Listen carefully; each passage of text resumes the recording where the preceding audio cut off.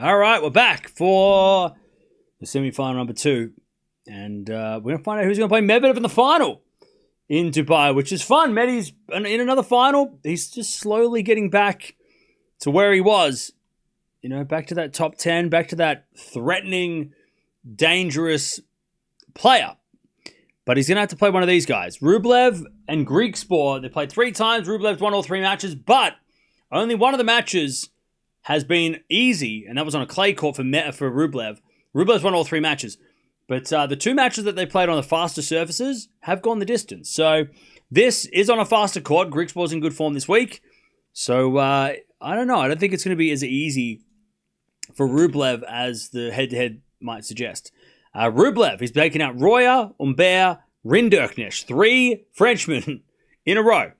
And Griekspoor has taken out Vatanen, Bublik, and Menchik.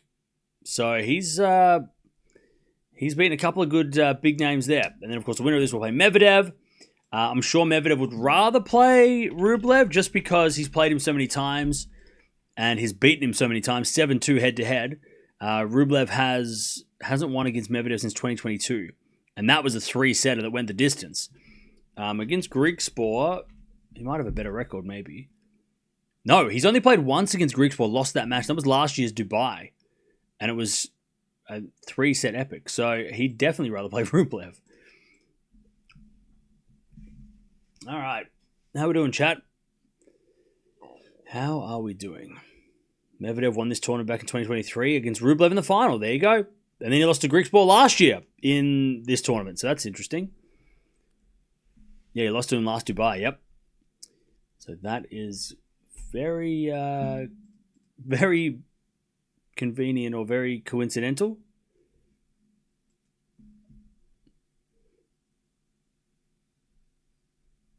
Has Medvedev won this tournament before? Yes.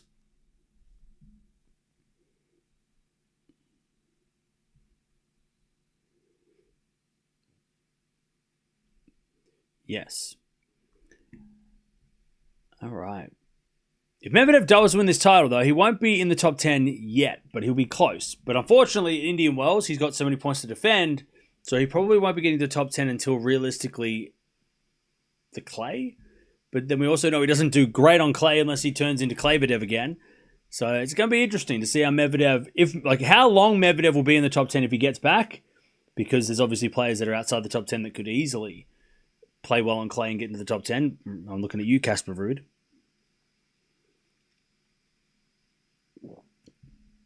But let's see. I want to see Medvedev taking on Alcaraz or Sinner.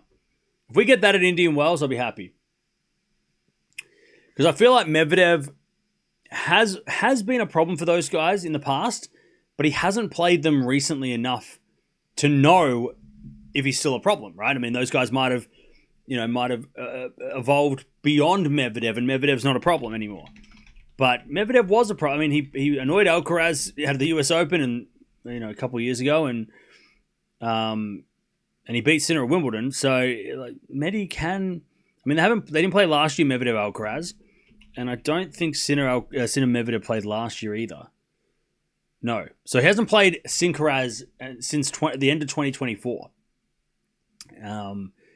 Now he was he had a great record against Sinner until he didn't, and then he lost. He's lost 8 of the last 9 Medvedev against Sinner. But again, I just think it's really interesting to see how somebody who's pushed Sinner consistently, or at least often enough to be a threatening opposition, but we haven't seen him play lately. So and especially if he wins his title and he goes to play Sinner or Alcaraz in Indian Wells, that'd be a hell of an interesting match. Like if he goes on this 9-match win streak into the quarters and plays one of those guys, that would be fun. That could happen.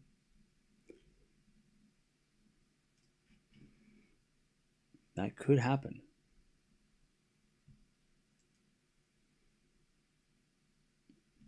Let's go Rublev, okay.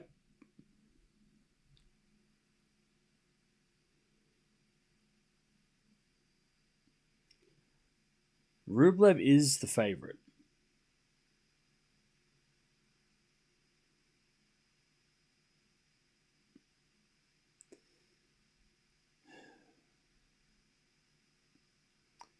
Hey, what's up, Gene? How you doing? There was a time when Sinner Medvedev happened every week. It's true. No, it's true. There was a time when they played a lot.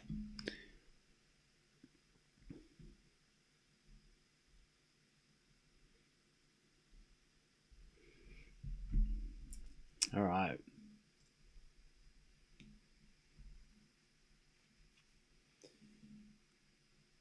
These guys should be coming out in court any second.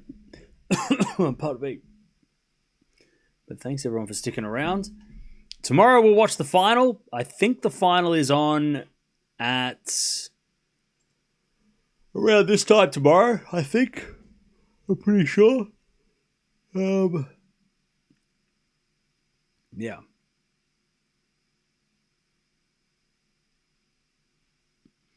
I think Griekspoor has a genuine chance. I do too. This is not a match that Rublev should overlook. Griekspoor loves Dubai. He made the semis last year, yeah. And then upset Zverev in Indian Wells. There you go. Him and Zverev have like so much history too. They play so much. They played some crazy matches too. All right. I feel like if Griekspoor played Medvedev though, he'd just get annoyed because Medvedev just get everything back. But then, I mean, Rublev's been playing well, like back-to-back semi-finals of 500s, you know, in the Middle East. Rublev's been playing pretty well this month. Holland versus Germany is a mad rivalry. All right. I'll tell you, chat, the stadium isn't that busy. For a semi-final, I know, like, people like to point out when, you know, oh, man, this is, you know, WTA. I don't think people are watching tennis in Dubai as much as, well, except for when Eala played, but there aren't that many people there. I don't think it's a WTA versus ATP thing. I think it's a location thing. And look, Dubai is not I mean, it's got some serious history in tennis now. I mean, it's been around for a while. It's been around for like, what, 25, 30 years? 20-ish, 5 years, right? It's been around since the early 2000s. But yeah, I mean, it just doesn't, people aren't just rocking up, filling the seats. But the tournament director who talked about how the big names didn't play, maybe that's why they're not here. Maybe that's because, you know, even though Felix and Medvedev and Rublev are all big names, they're not like, it's not Alcaraz and Sinner. Yeah, so that kind of sucks for Dubai. Doha is going to get priority because they're first.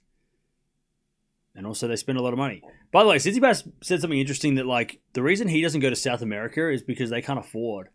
Well, he didn't say they can't afford him because that sounds a bit rude. But he said he doesn't go there because the appearance fee money is nowhere near what they spend in Middle East. He said he wouldn't go to, like, they just don't pay enough. Like, they can't pay him. You know, they can't pay as much as the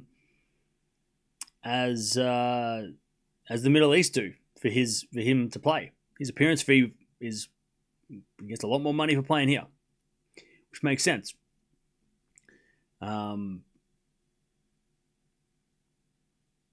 Yeah, but it's also like, I mean, like, why would you play clay in February unless you want to play at home? Like, it would be interesting if Steph, I mean, look, if Tsitsipas wants to win the French Open, maybe playing February clay wouldn't be the worst thing. And then I'll tell you what you do, Chad.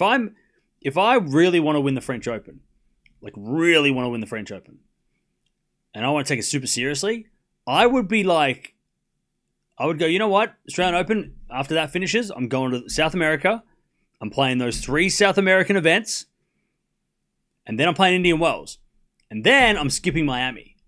Because I don't want to go back to fast courts, right? As soon as I hit the dirt, I'll play Indian Wells because it's slow hard courts, but then I'm not playing Miami. Miss me with that. I'm going back to Europe after Indian Wells. I'm going to Monte Carlo to practice while everyone's playing Miami. I'm practicing in Monte Carlo. Then I'm going to go and play whatever tournament they play before Monte Carlo. And then I'm going to play Monte Carlo. That's what I'll be doing. If I'm taking French Open really seriously, that's the kind of preparations I'm thinking of. I'm thinking, all right, after the Australian Open, it's slow, it's clay. or I don't want to hear you. But you got to make that financial, like Tsitsipas was well, like I was reading, like you probably get more money playing in Dubai and Doha, and you're definitely losing out on money not playing Miami. Isn't it mandatory Miami? It is, but also like it's mandatory if but if you're like by then you're probably really tired, so like you probably need a week off maybe. A lot of players don't play Miami. A lot of players pull out of Miami because of injury, post Indian Wells, right? So I'm taking the mandatory L, which means that my ranking points will just be a little bit shot. But this is all for the French Open, right? This is all preparation for the French. So we're going to the French. And we're going to the clay season as prepared as we can. We've played 3 clay court events in Feb. We've played Indian Wells, which is slow. And yes, you're going to take a financial hit because you're going to make. But imagine if you go, you know what? I'm not going to get paid for going to. I'm going to get paid less by going to South America, but it's going to hopefully increase my chances of winning Roland Garros, right? So yes.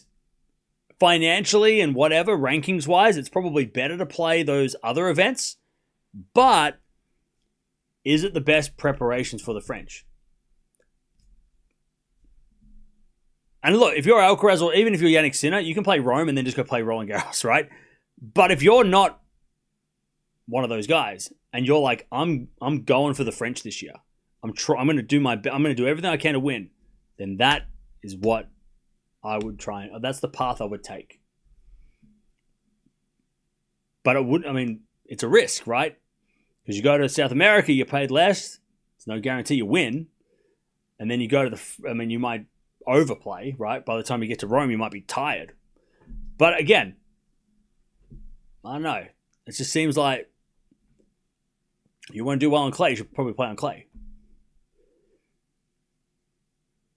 And I'm not saying Tsitsipas should do this because he's do whatever he wants, but it was just interesting to hear him talking about how the appearance fee money in Middle East is so much higher, and it just doesn't. It's not a financial. It doesn't make any financial sense to go and play in South America. And I'm like, that sucks for South American tournaments because Rio can't entice players to go play because they can't afford them. And the Middle East have, deep pockets, Dubai and Doha. Doha, we know, allegedly paid, 1.3 mil for Alcaraz and 1.3 mil for Sinner. And it worked out because Sinner got upset. So that was a huge highlight it was a huge moment, not a highlight. It was a huge moment. And then Alcaraz won.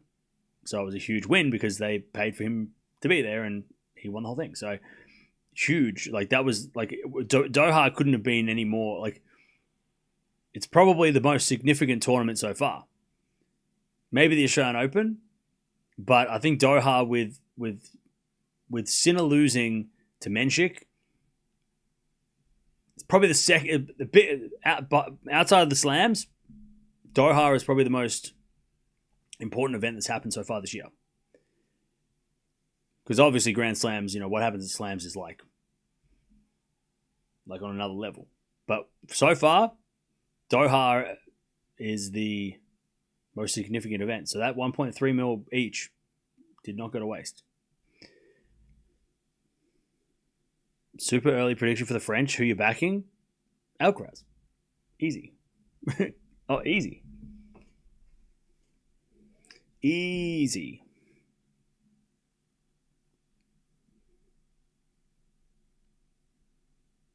Yeah, the Menchik match was fire.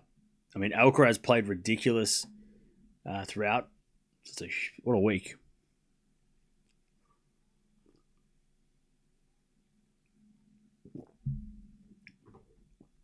Chat, should I do a video about umpires? Should I highlight who the umpires are? And the up and downs of the controversies and the...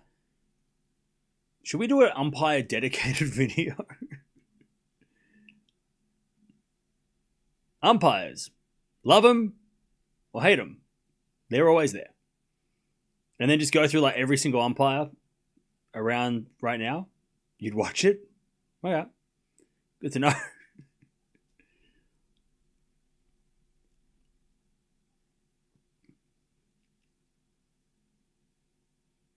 Who's the second or third favorite for you for the French? Sinner would be second, and then maybe Zverev third,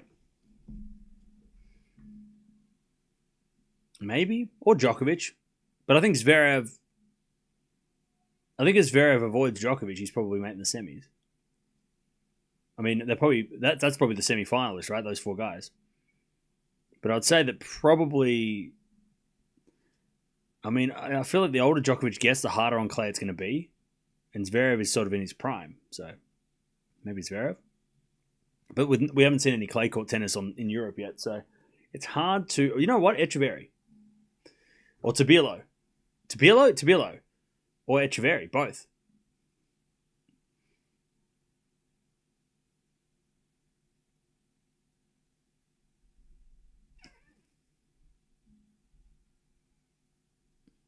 My prediction, I'm going to go with Rublev in 3. I reckon Rublev wins the first, and then we get a second set tiebreak that Griekspoor takes, and then we get a third set Rublev. Cerundolo will lock in. I mean, Cerundolo is also a beast. Anyone else blazing up and watching this match? No. Shouldn't you be buying me my hat? Is that... Are you going to get this hat? You need to tell me now, because otherwise I'm gonna if you're not gonna get me this hat, if you're not sending me this hat, I will stop asking. Every time you come here, I will stop asking.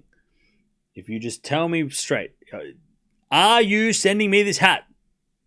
Yes or no? Because if you're not, I'll ignore it. If you are, then I will keep reminding you until it gets into my PO box. What hat? The hat that they had in Doha. Yes. Okay, good. Thank you. I look forward to seeing this hat. I'm going to wear it all winter because it's cold.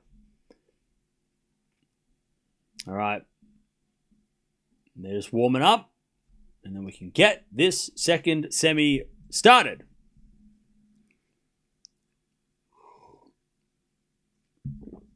(3-0) is the head-to-head in favor of Rublev.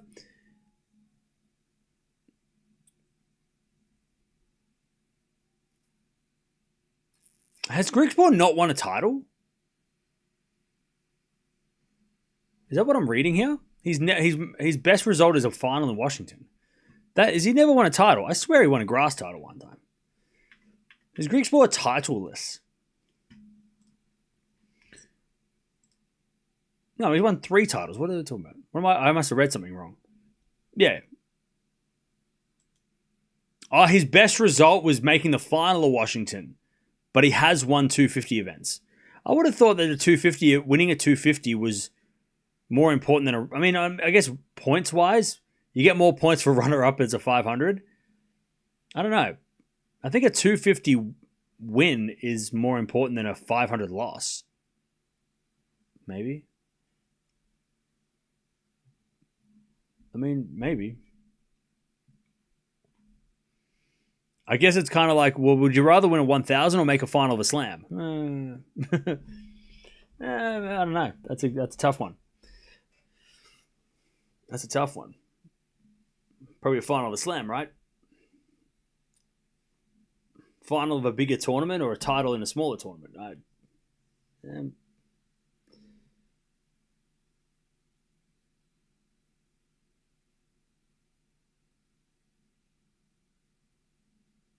Rublev won 2 Masters 1000s, both on clay. I know it's been a while, but has he shown that he is capable? Let's see how he is at the French. Yeah, I mean, look, we'll obviously watch Rublev throughout the Monte Carlo and all those tournaments. Oh, was it just showing it for? Okay, that's what I missed. I must have missed the slide before, because if they're talking about only what's his best result 500s, that makes a lot more sense. I only just saw best result 500 at Washington. I'm like, wait, what? But okay, yeah, that makes more sense. If they were showing his record at 500s, that makes sense. That makes sense. I didn't see that part. I only saw the best result part. I got confused. I'm still getting used to these new graphics. I love them. But ATP, I tell you, ATP production wise is kicking goals. Like they are turning it up, and I love it. It's not perfect, but it's getting there. Like it's getting real good.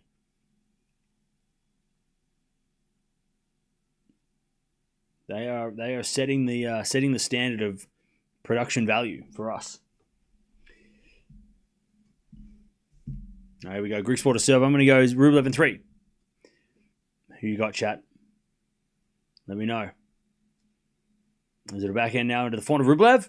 Griekspoor forehand to the forehand of Rublev. Rublev in the net. It's 15 love.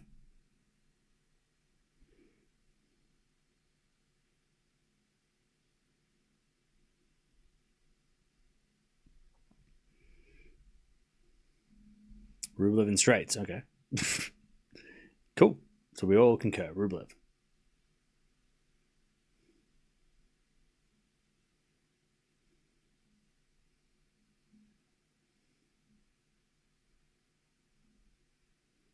All right, 30 love.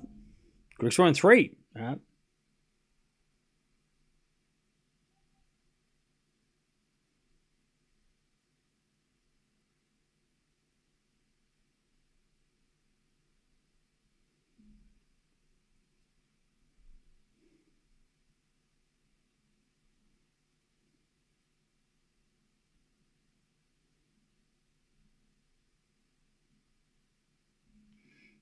Serve again.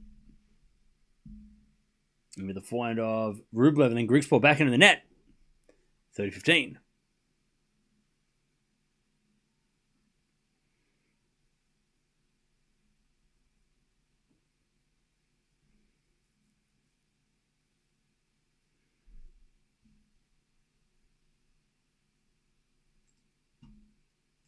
All right, 30-15.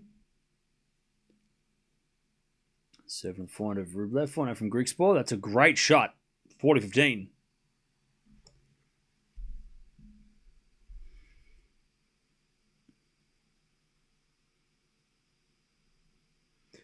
(40-15).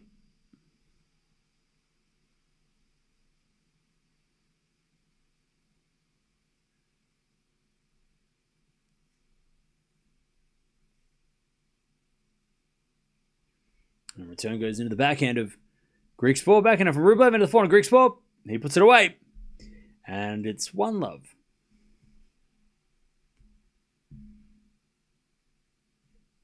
One zero.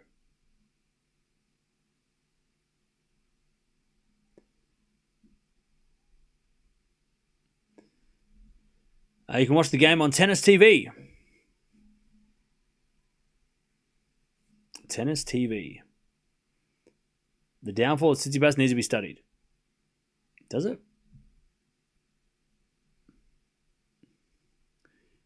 1-0.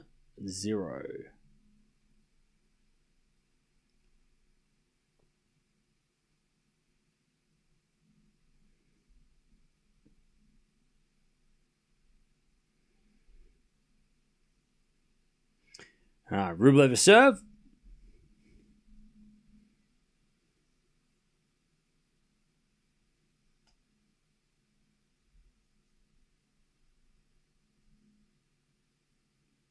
People trying to find their seats. 1-0 Griekspoor.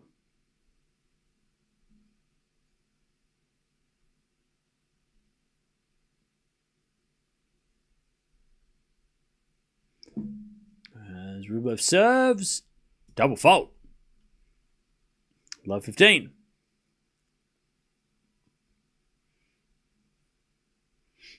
Love 15.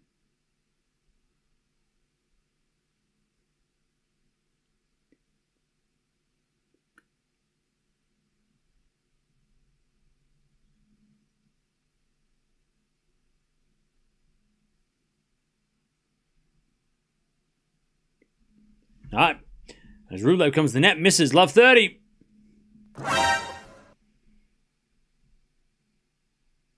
Love 30.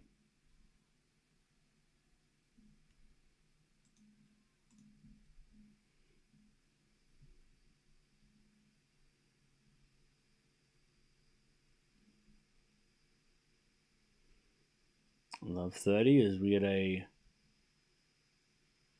fault second serve.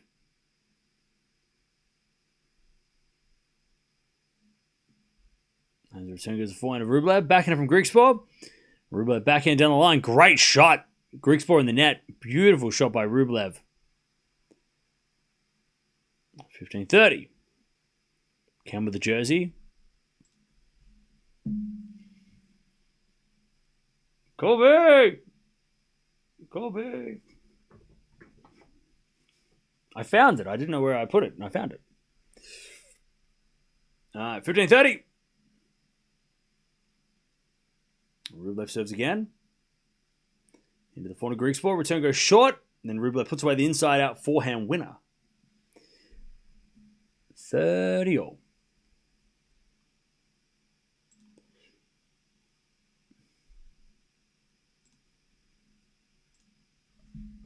Kobe. That's it. 30-all.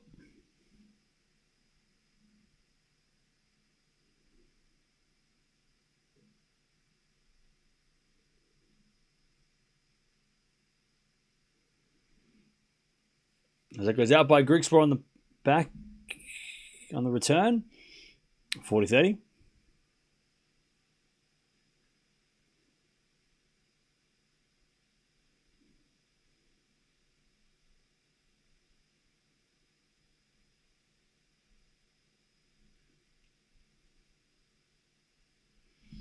Has been a fault second serve. Yeah, FA is going to drop in the rankings. Yeah, he made the final last year, right? So he's, not that bad. I think he's going to drop that much.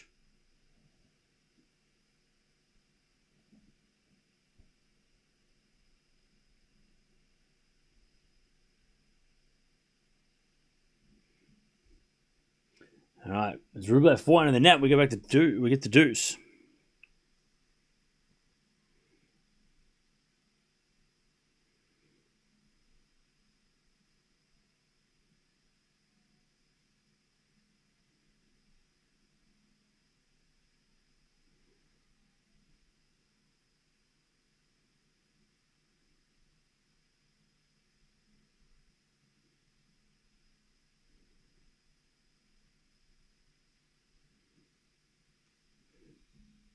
All right, serve out wide's an ace from Rublev. Advantage Rublev.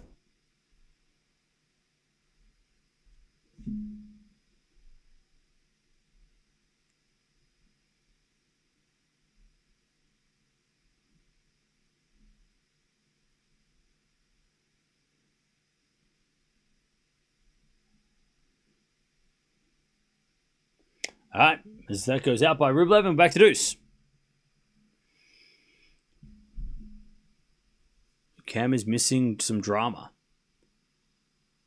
But what am I missing?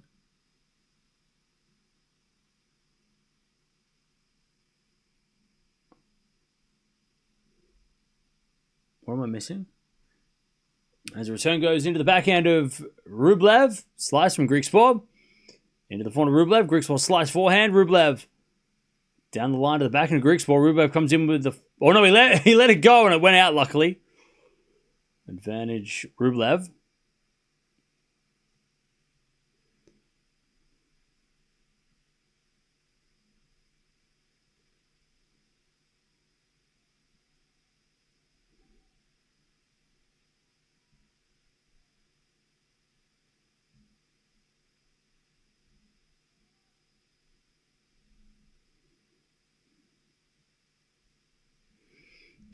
Advantage Rublev. Oh, you're just kidding, are you? No. And that goes out on the return. All right, 1-1. Rublev holds.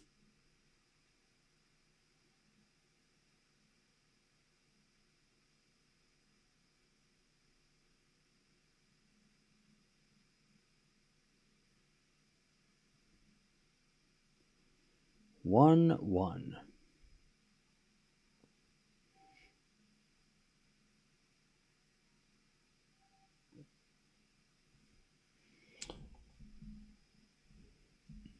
How about Big Foe? What about Big Foe? 1-1.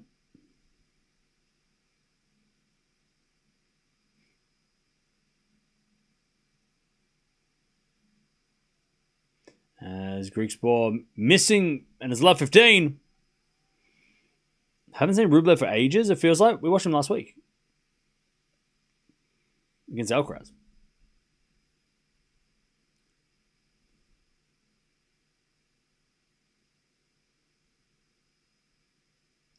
An ace down the tee. 15 all.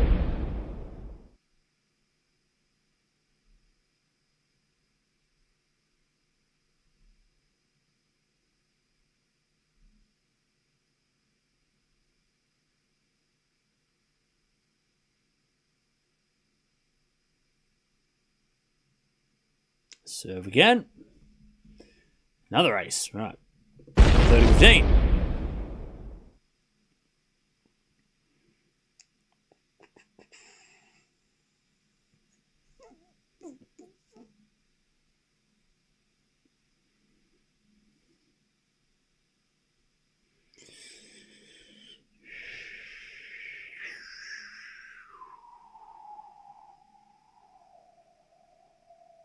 He says another ace. All right. 3 in a row.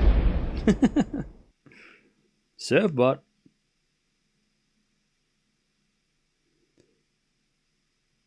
Four to 15.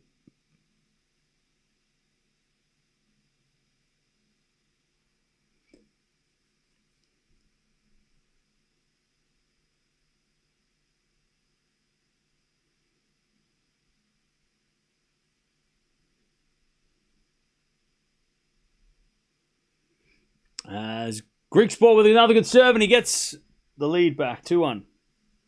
Great serving from Griekspoor.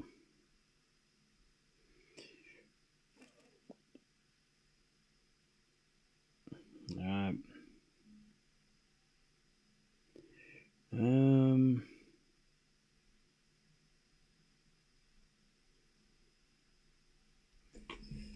right. How are we doing, chap?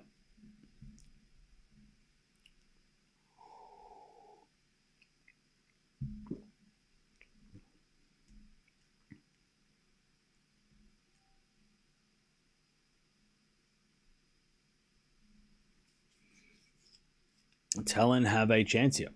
Okay.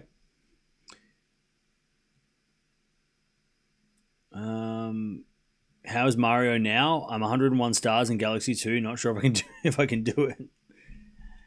Yeah, I haven't played for a couple of days. Like I haven't played most of this week. I've just been busy. Been doing so much admin this week, setting stuff up for next week and doing stuff, a little behind the scenes stuff this week. Also catching up on sleep, doing chores. Yeah, I haven't really played. I haven't had an opportunity. I just want to sit down and just like play for hours. Just want to sit down and play for like so many hours. Maybe I'll do that on Monday. Yeah, well, Pokemon comes out tomorrow, right? So that might be.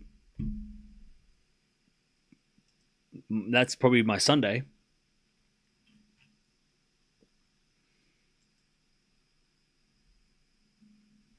All right, back to Rublev. It's out today. I mean, yeah, like today, later.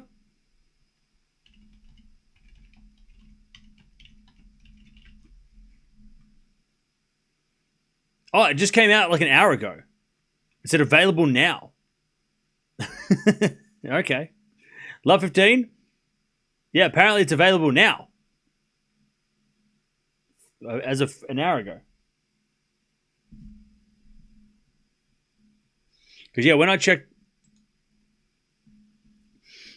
a couple hours ago, it wasn't up there. Like, it was still pre-order. All right, Rublev with a good serve. 15 all.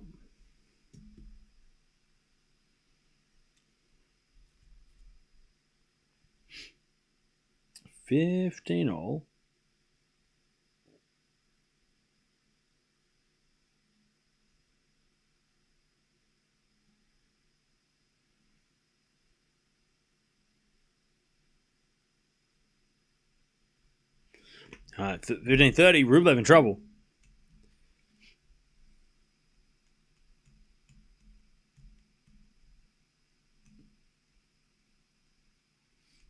As Rublev serves a fault.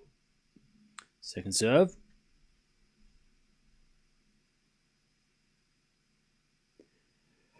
Serve at the back of the Griekspoor. Rublev forehand. The forehand Griekspoor. Then Rublev forehand down the line. Winner. 30-all. Did Rublev win a tournament this tournament before? I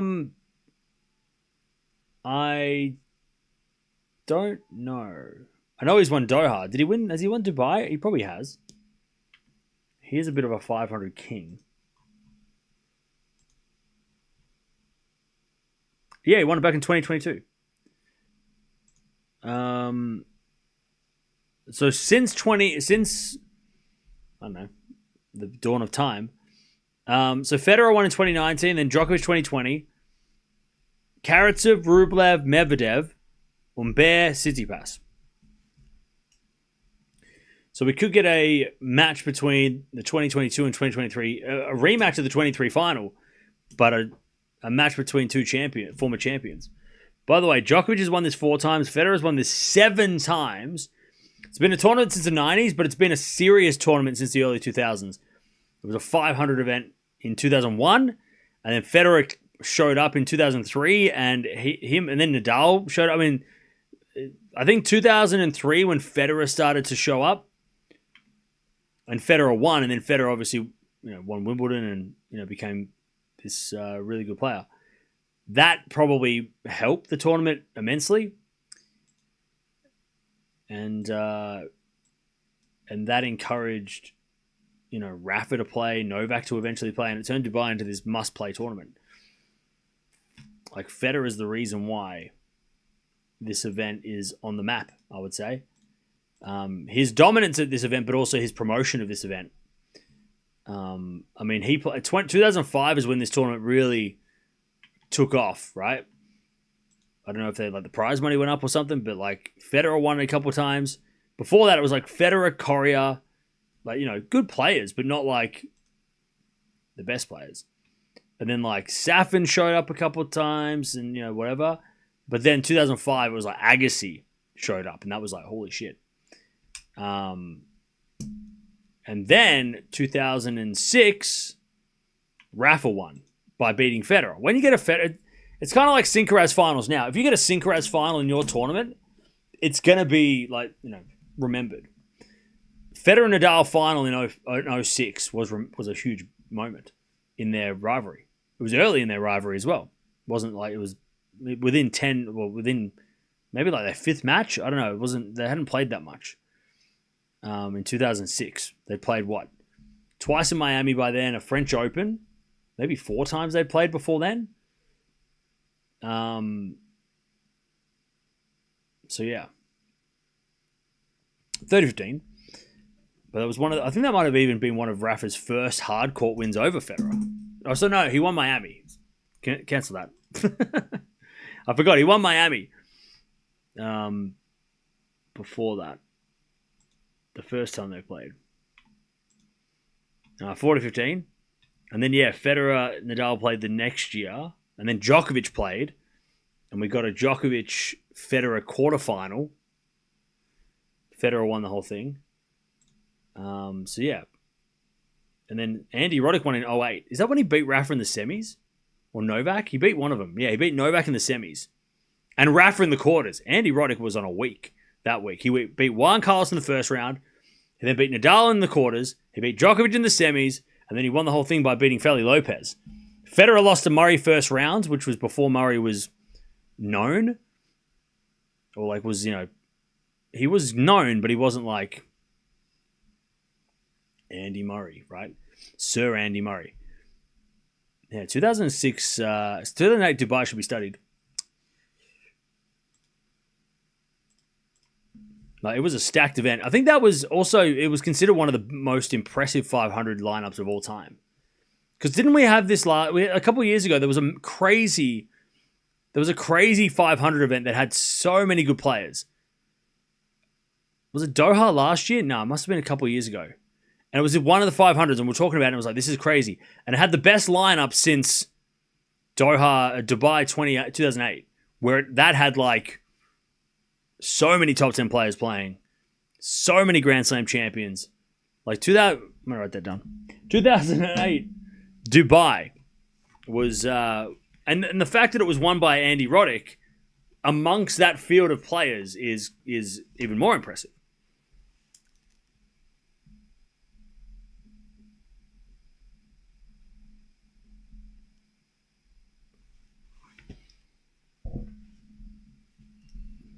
All right.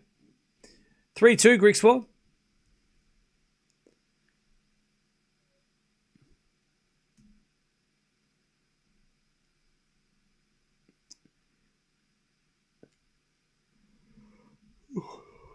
Rafa never won Miami.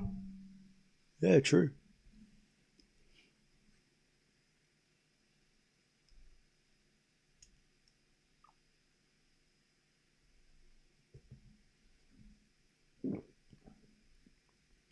Seeing how Griekspoor is playing, I would say him.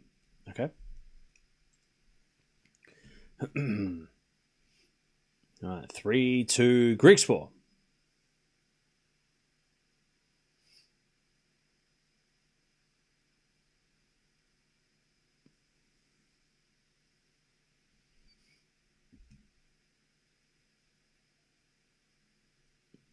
All right, back to Rublev.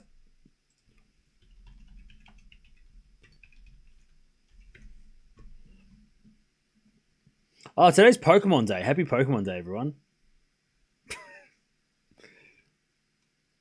So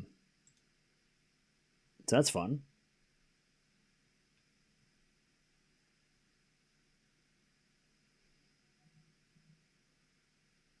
Love 15.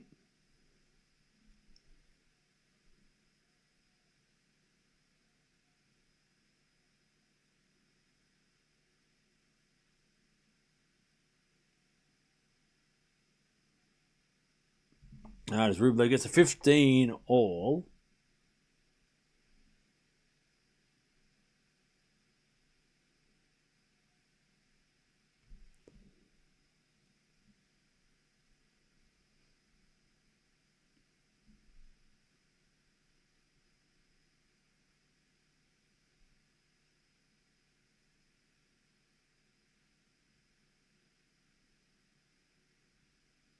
All right.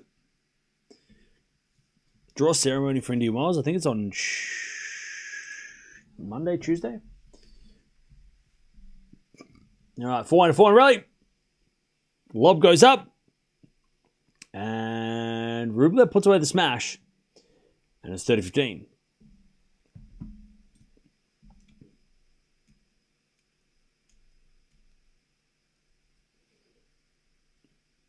Monday at 6 p.m. is Indian Wells. Okay. Indian Wells is fire. Hope this year makes up for last year. Yeah.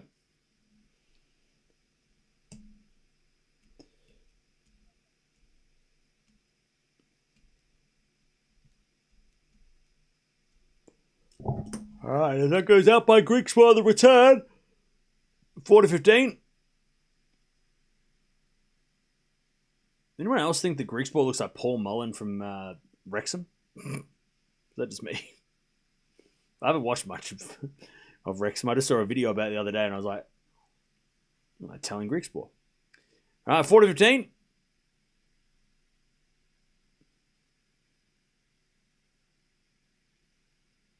As the return goes into the backhand of Rublev. Griekspoor with a drop shot in the net. And it's 3-all.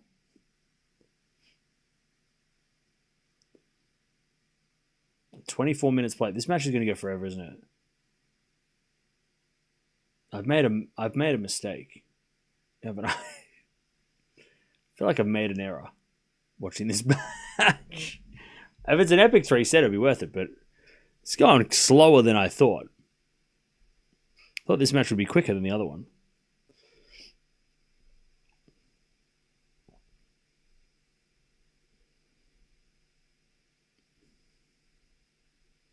That's all right. We'll be sweet. As long as it's close. And epic. Another ace. Man, Griekspoor is a serve bot. What do you mean it's not slow? No, I mean, yeah. I thought it'd be like... I don't know. I think I'm just at that point where I'm waiting for a tiebreak. So I'm like, oh man, can we get to the tiebreak already? That's why it's not slow, but it feels slow. Because I'm just waiting for the tiebreak. And we're only halfway there. I'm like, oh, I've got to wait another 20 minutes? Come on. Play the tiebreak now. 15-all.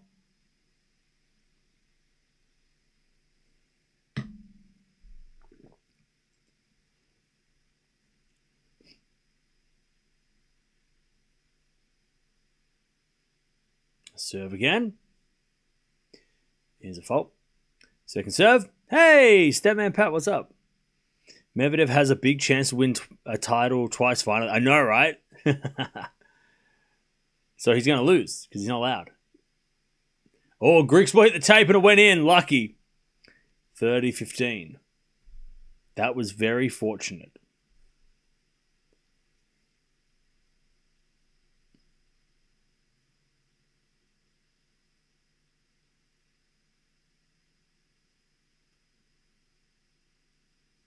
He will definitely lose. he can't win. He can't win twice in the same city. That's not fun.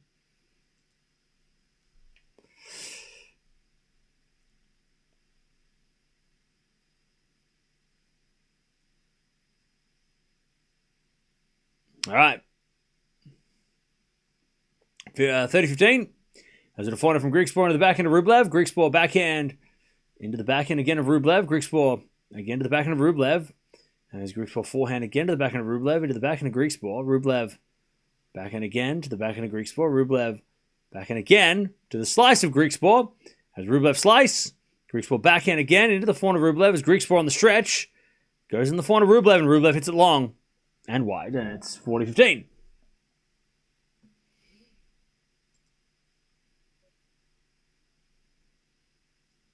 $40-15.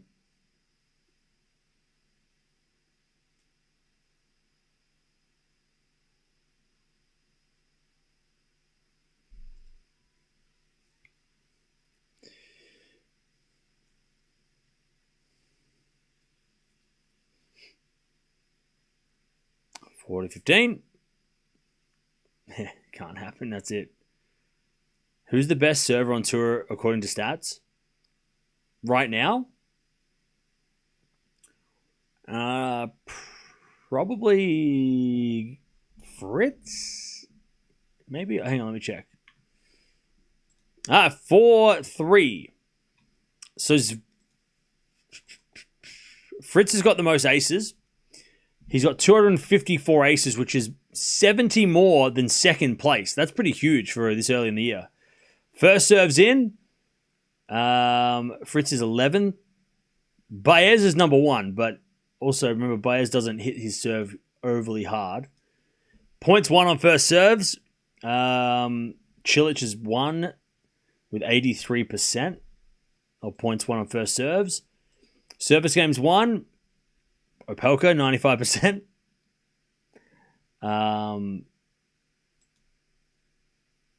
Breakpoint saved. Opelka, 81%. So, yeah, I don't think there's a standout yet. on the serve. Because it's like different play. I mean, Opelka's always going to have the best serve. He's always going to win so many points, right? But, yeah, there's no player that has that's top 5 in all those important categories, right? Service games 1, aces, points won on first serves in. We're probably a bit too early for that to kind of average out. But once we get to mid-season, once we get to grass, if there's a player that's in most of those categories in the top of those top 5, then that person, in my opinion, is generally the best server, right? If they're top 5 in every important serve category, I would say that they would be top server. But right now, Opelka seems to be leading. He's not leading the ace count because he hasn't played as much, but he's leading the other in categories. But then again, the thing is also that data is skewed because if somebody plays 5 matches or 10 matches and, or somebody like Baez doesn't have a massive first serve, but he gets a lot of first serves in, is he really serving well? Yeah, okay. He's getting a lot of first serves in, but he's not winning every point, right? He's not serving, he's just starting the rallies. So, yeah, it's tricky to judge right now. I mean, Felix has been serving well, right? FAA has been serving very well up until today. Like the 3 losses that Felix has had, he's been broken multiple times. But even today, he got broken 2 times out of 3 break points. I mean, Medvedev took his chances. So, I mean, maybe it's FAA, right?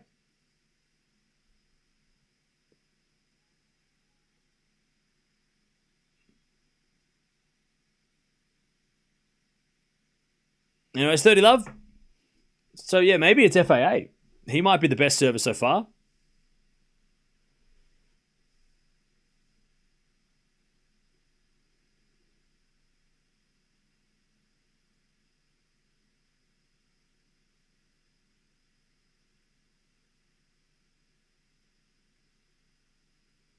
All right, 30 love.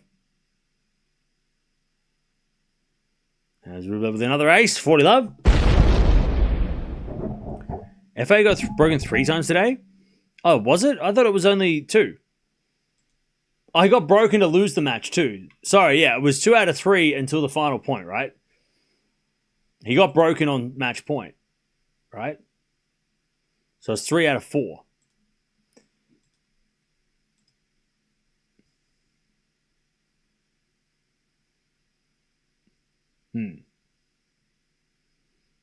Yeah. It kind of sucks for him too because like he got broken on set point in the first set and he got broken on match point in the second. So like he only faced 4 break points, but 2 of those were very important and he lost them. Like the set point and the match point, getting broken to lose those points is kind of sucks. And then he got broken one other time. Anyways, backhand return the forehand of Rublev 40-15. Medvedev didn't face any break points, which is like it just shows how good he was on his serve as Rublev holds and it's 4-4.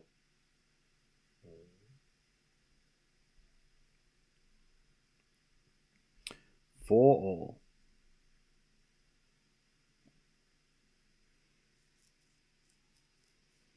I feel like Felix right now, right draw, might get a Masters this year. Oh, yeah.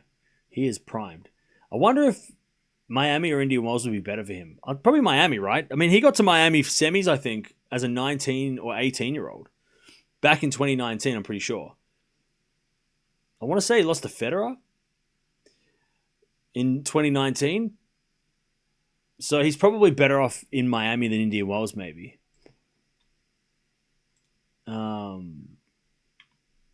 Did I get that right? Let me check.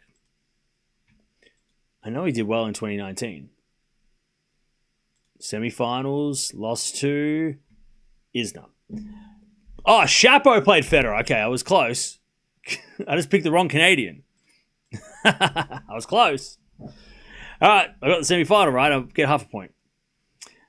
Because I'm making up the rules of this game. I love 30. Rublev. I tell you, Griekspoor does this. He's cruising, and then all of a sudden, when it gets to the important shit, bad things happen.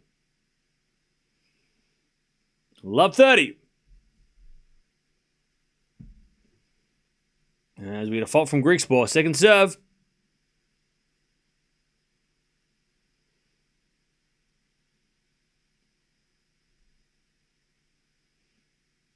Serve to the back into Rublev. Rublev hits it long.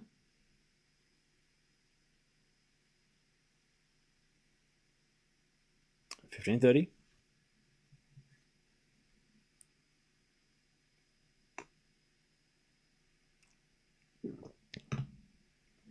$15-30.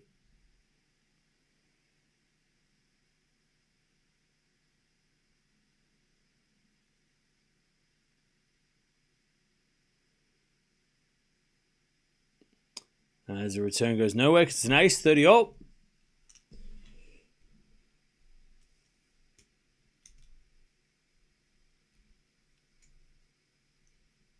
$30 all.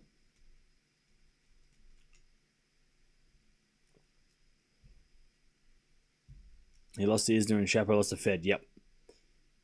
Yeah, it was a great tournament for the Canadians. And then another ace. All right, 40-30. Griekspoor serve. coming to the rescue. 40-30.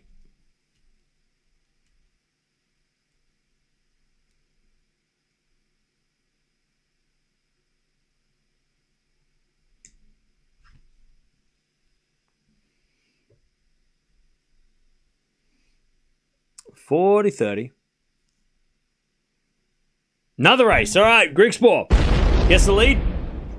Keeps the lead. 5-4. Rublev is going to serve to stay in the set as he shakes his head. Griekspoor's serve is just ridiculous. All right. 5-4.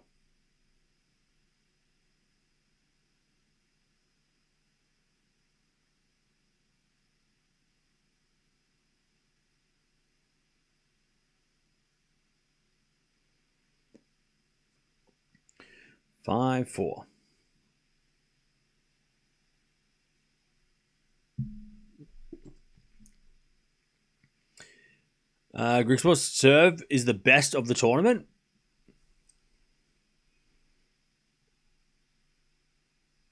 Maybe. I haven't seen the other serves. I haven't seen the data on the other serves. I sent a resignation for one of my 2 jobs, and I feel so much more free.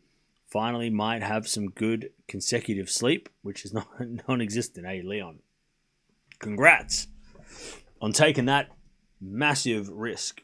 Actually, sorry, that's not a risk. Taking that, taking that leap. It's not a risk. But good for you. Cam wearing his NBA top and his chain while sitting in his house is the most gangster thing happening in tennis. Holy shit. There's a goat in the house. Not my house. That'd be crazy, right? There's a goat. And then Djokovic walks in. Whoa, what? Khabib is in the house. He's hanging. He's watching. Khabib's watching. He's watching tennis. UFC crossover. What the hell? He's going for Rublev, right? Khabib in the house.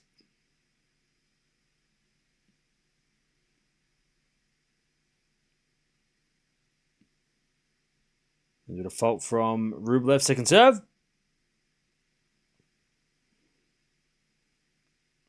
As the return goes into the forehand of Rublev. Griekspoor forehand approach goes wide, and it's 15-love.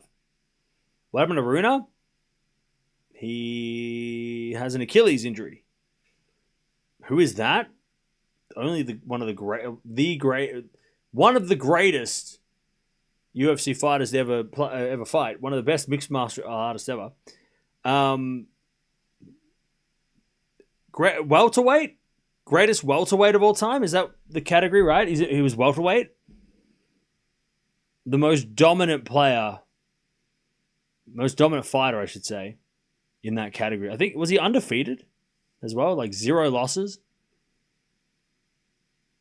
I want to say 34-0, something like that. 30-love.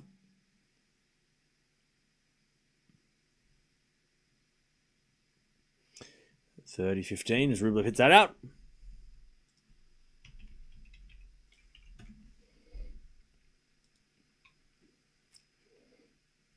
(29-0). 29-0. 8 knockouts, 11 submissions, 10 decisions. But he was just a scary dude. Just mauling everybody. And then he retired on top. He retired by winning the lightweight title. Wait, was he? I thought he was in welterweight. So he's lightweight. He was in lightweight.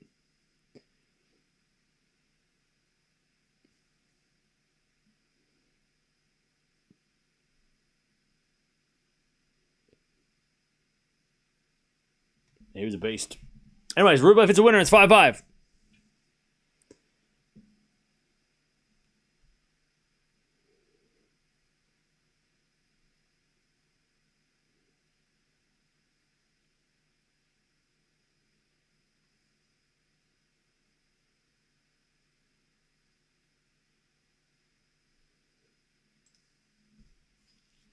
He smashed everyone. That's it.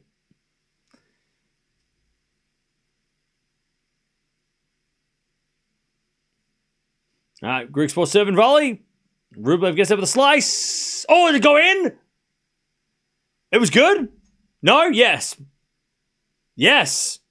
Oh, how did that hit the line? Rublev's like, I meant that. I totally meant that. I meant to hit it that close. How did that was crazy. What a shot. Love 15. Great pickup. Serve again. Into the back of Rublev. Griekspoor with the volley. That's too good. 15. Oh. Yeah, that ball was spinning and then it landed on the line just before. Like, if that was in the air like 1 second longer, it would have gone wide. 15. Oh.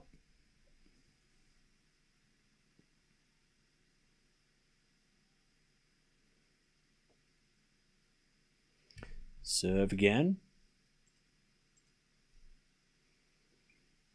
Ace MT, man. Griekspoor's got to be annoying to play. He's got to be so annoying. It's like, you play like a great rally and then he just goes, ace. Yeah, I'm just going to serve an ace. Like, yeah, like you're good. Like, you played a really good rally and stuff. Like, what a really good effort, but here's an ace. So, like, good luck. Like, you just worked your ass off for 1 point, and then I win 1 point like that. Ace. 30-15. Like, it's crazy, man. Serving the back of Rublev. 400 from Griekspoor. Griekspoor hits it out. All right, 30-all. I tell you, Griekspoor the last couple of games has been struggling on serve. Still no breaks yet. 30-all.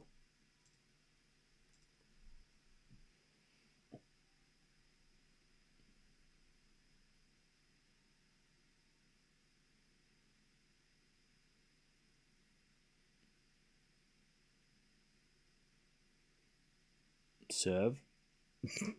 You know what's happened. Like that's so annoying. Like, again, Rublev gets the 30. I was like, yes, finally. You fucking aced. All right. Can't even get a racket on it. Shit. 40-30. Like, it's got to be like so annoying. Like, you're like, oh, I got a chance to. No, I don't. It's gone. As the backhand return goes in the slice of Griekspoor, hits a drop shot. Rublev's going to get it and put it away. Now deuce. All right, what's going to happen next? Chat, what's going to happen next? Give me what's going to happen next? Rublev played a really good point. What happens next? Is it out wide or down the tee? What happens next? What are we doing next? What happens next? We've seen this before. Ace down the tee? I reckon he's going out wide. Serve. Out wide. Rublev gets it back though, and then Griekspoor hits it long. Oh! Rublev knew what was happening. I knew what was happening. Ace out wide. No. Rublev was there. You're not going to catch Rublev out wide. He's like, you're going down the tee. I know you got to change it up. He knew. He read his mind. First break point of the match. Where's the ace? Where's the serve? All right, serve. There's a fault. Oh, it's going to be a double fault, right? It's going to be like that, is it? Advantage Rublev. Second serve. Into the backhand of Rublev. Return goes in the forehand of Griekspoor. Rublev, forehand on the stretch. Griekspoor, forehand inside out. Great shot. Rublev slices it back. Griekspoor on the attack. Comes to the net. Rublev pass goes out wide. And the only break point of the match is saved. So far. 5-all deuce.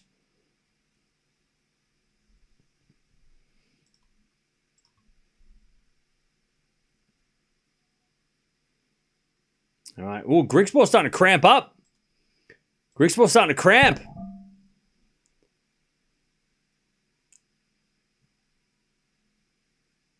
Man, Griekspoor stretching out the legs. All right, deuce. And then he serves a fold out wide, second serve.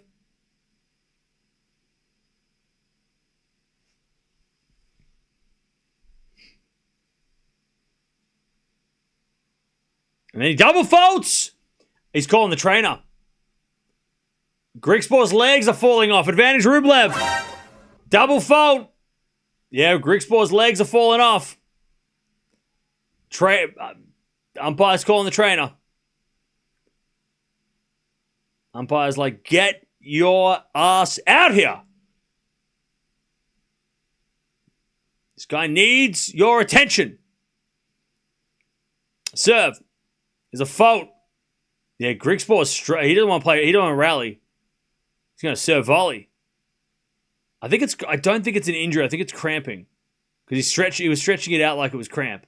Serving the front of Rublev, returned the net, and Griekspoor got very lucky because he was ready to walk to the chair. He's like, "Oh, you win that point. Oh wait, you missed it. Oh, I guess I'll serve an ace then." I don't know if it's going to be retirement, but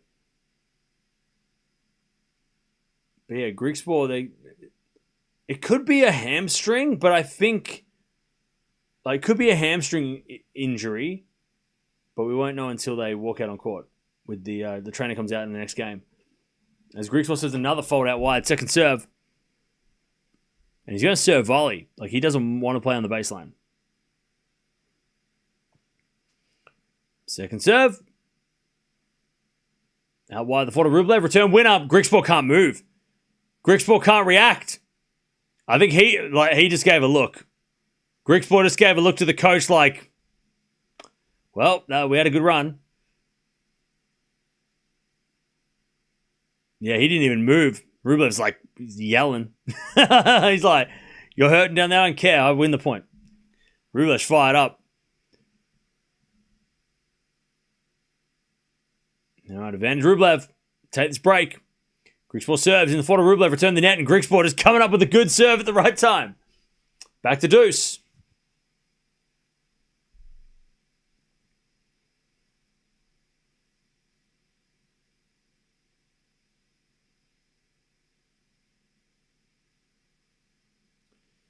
Serve again. Ace down the tee. Great serve. Perfect serve too. He hadn't gone down the tee for a while on the deuce side. That was a good change up. Fooled Rublev. All right, Griekspoor to get the lead and get a massage or something.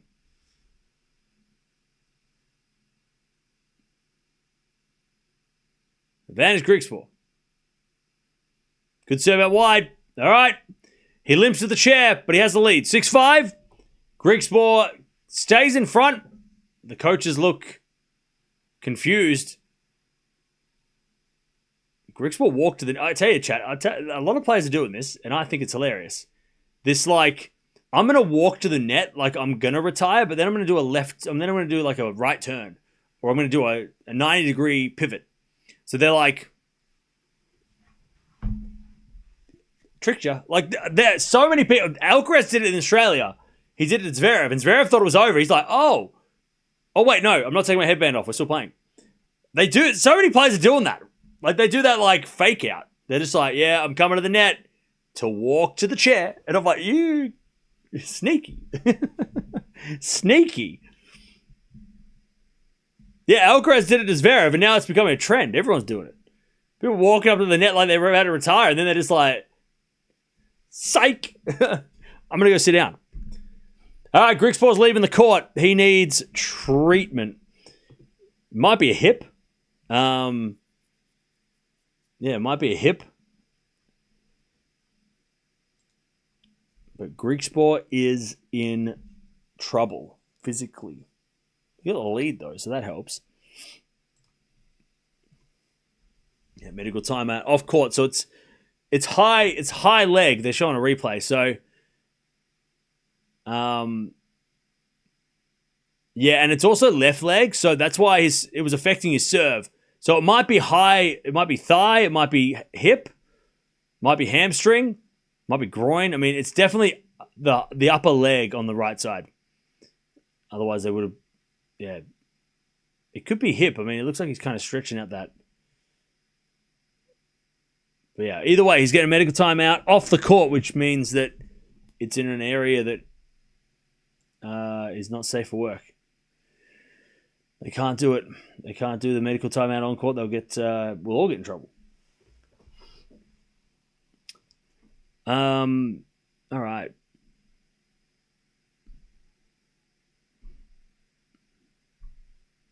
Do they do it on purpose? I don't know, but it's funny.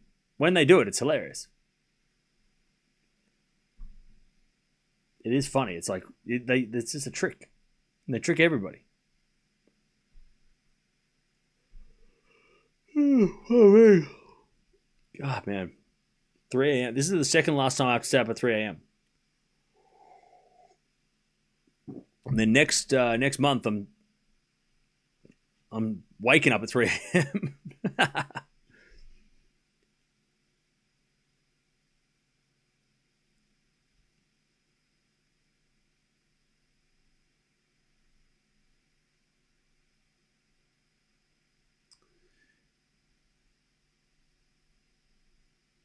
Griekspoor is so annoying to gamble on. I think you know the solution. You don't need me to tell you. You know what to do or not to do.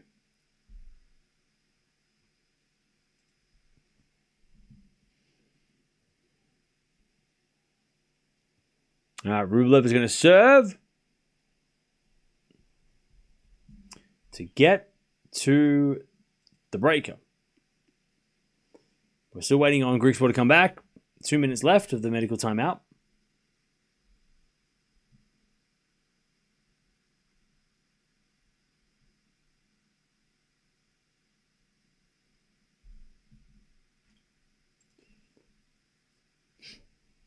Are you used to waking up early now for 7 years doing it, or not really? I don't think you ever get used to that. Staying up all night is not a problem. I am fine. I love doing that. I love staying up late. I've stayed up late forever. Waking up early is hard. That hurts. I can't do once I get in a routine, it's okay. So like Miami is going to be tough. But once I get into like 2-3 days, it just becomes like, okay, wait, like set the alarm, go to bed at 4 p.m., blah, blah, blah. But yeah, no, Indian Wells is not bad though for me. Like it's only like 6 a.m. The only problem is that like daylight savings changes mid-tournament. So like at the end of March, or like mid-March, daylight savings changes. So that's going to be weird. And then also Australia changes too. So it's going to be like a bit funky in the middle. But yeah, I don't mind staying up all night. But waking up, going to bed early is just not my thing. Trying to go to bed at 4 p.m. is crazy. That's crazy to me. And then waking up at 2 a.m. That's not right. If I'm lucky. Usually I go to bed later and I wake up earlier. But Indian Wells is alright. Indian Wells is like normal, like wake up at 5 a.m. A lot of people do that. Like if I wake up at 5 a.m., there's people driving around the roads. Like that's not early. 5 a.m. is not early. It is early, but it's not super early. And then like the entire European season, I'm just like all-nighters every night. And then I just pass out. Anyways, Griekspoor's back. Let's see if Rublev can get to this tiebreak. No visible issue with Griekspoor. Maybe he has his leg taped, but I can't tell. 15 love. How was Rotterdam scheduled for you? That was all right. February is always tricky because February has like 3 different time zones at the same time. So it's like you've got the Middle East, you've got Europe, and you've got South America, or even just America. Like this week is rough. I'm glad that Acapulco fell apart because that would have been really hard to watch. Dubai and Acapulco are almost like opposites. As Griekspoor hits it out, hits a winner on the backhand. He's just gone for broke, 15-0. I feel like if Rublev wins this set, this match is over. I don't think Griekspoor is going to fight this for 3 hours or 3 sets. I think if he wins the first set, Rublev, it's all. But Rublev might be generous. He's like, I'm feeling pretty friendly today. 15:30. Rublev just kind of stood there. What the hell? 15:30. Chance for Griekspoor to steal the set, which would be wild.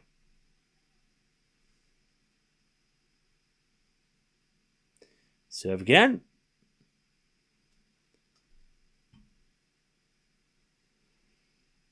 And the return goes out by Griekspoor, 30-all. Plot twist, Griekspoor breaks and takes the set. Well, then we ain't going nowhere. All right, 30-all.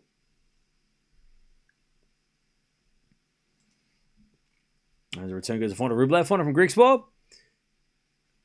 Oh, it's a winner! Griekspoor's laughing! He's laughing! He's like, I can't believe I'm winning this point. What the hell? Beautiful forehand. Even Rublev's like, this fucking guy. Like, this guy just going for broke and he's winning. Set point. First break point against Rublev today. 30-40. First serve's a fault. Oh, God, don't do it. Do not do it. Rublev's going to lose his mind. Don't do it. Second serve. Griekspoor returns a winner.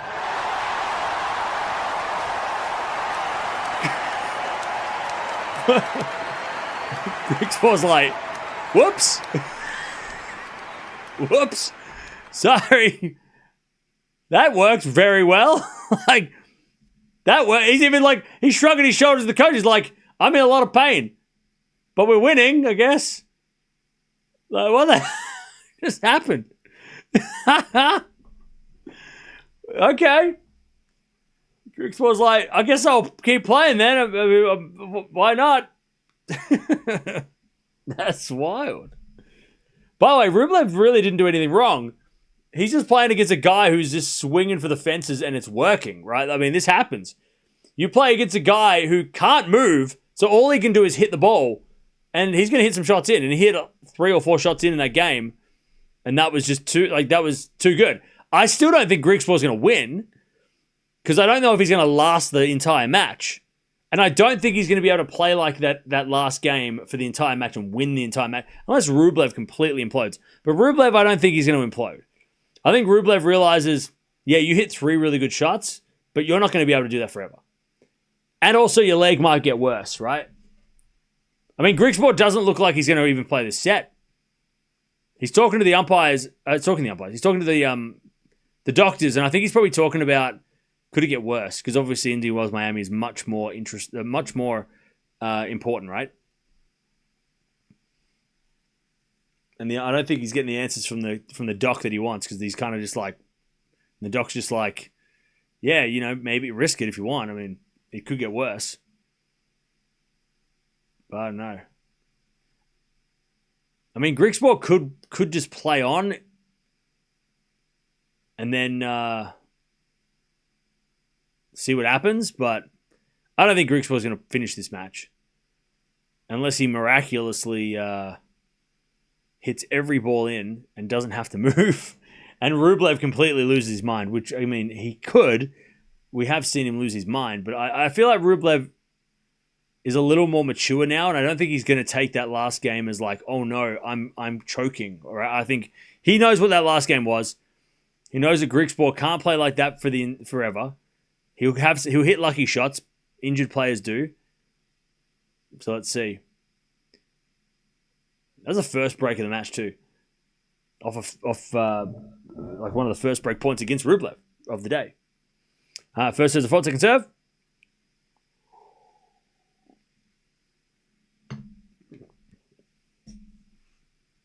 As that goes out by Griekspoor, love 15. I mean, look, we'll see if Griekspoor, if he does go down like 3-love here with a double break, we'll see what happens if he wants to play it out. We have had players losing, like retiring with leads this year. It's not uncommon. Obviously, the big one was the Australian Open with Musetti, but it does happen. Like players with a lead, especially when there's big tournaments coming up. Like Indian Wells Miami, missing those is very, very bad for your ranking. So Griekspoor going, I made the semis here and I retired, but I was able to play Indian Wells and Miami healthier.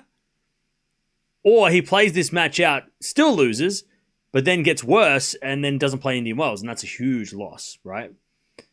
That's a huge opportunity for ranking points lost, right?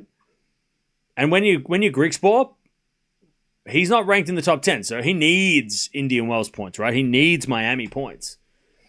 He's ranked number 27 in the live rankings. If he went down 2 spots, so he lost points this week. If he doesn't play Indian Wells or Miami, or he doesn't play one of them, that's a big loss. Difference between him being seeded at a Grand Slam and unseeded. As Griekspoor hits a backhand winner, and Rublev's like, this guy, come on. What's this guy doing? Let me have a look at Griekspoor's future event. So he's got to play. So he's going to lose 200 points in Indian Wells. So 200 points lost, and then Miami's got nothing to lose. So yeah, so he might drop outside the top 30, which is not ideal for rankings. The Rublev shanks that to the moon. 30-40.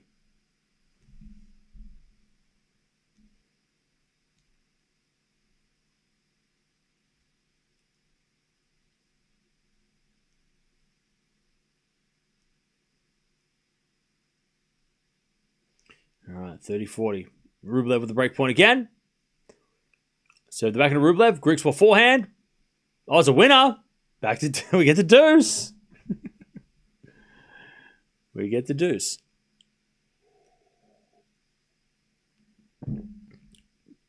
So yeah, Griekspoor's injured. That's why he's got the little first aid kit next to his name. He is injured.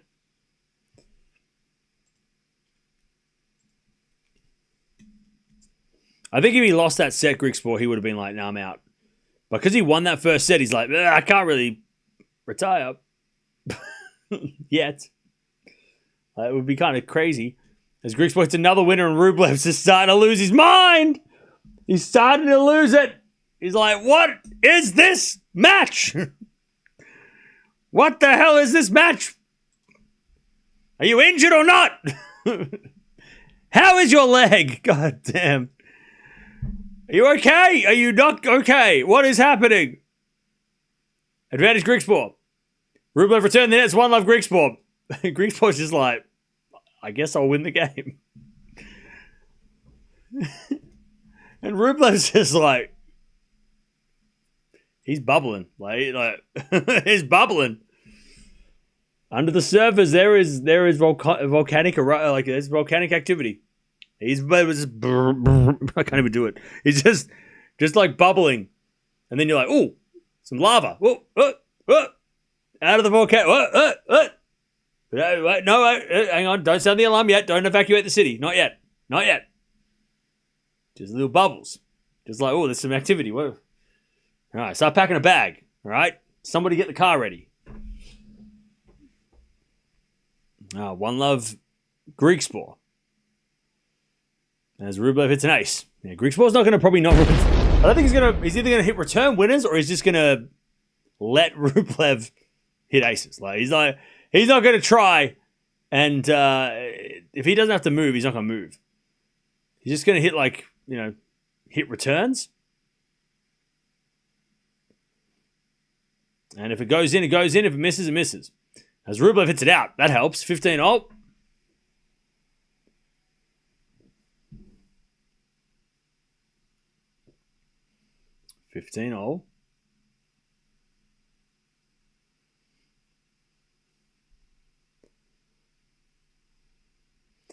And then an ace again. See, he's not gonna anything out of his reach. He's just like, nope.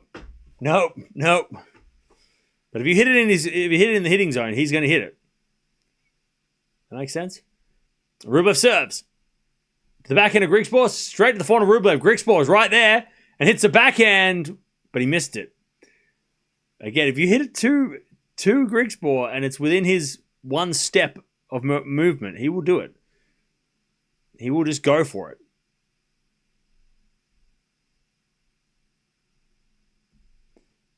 All right, return goes to 4 to Rublev. Griekspoor pass is a lob, but it's too short. Rublev puts it away. 1-1. 1-1.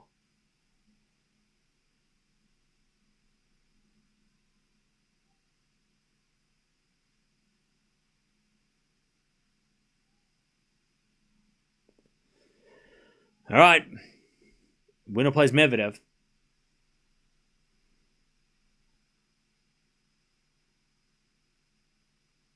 Is he really injured? Yes. 1-1. First serve is a fault.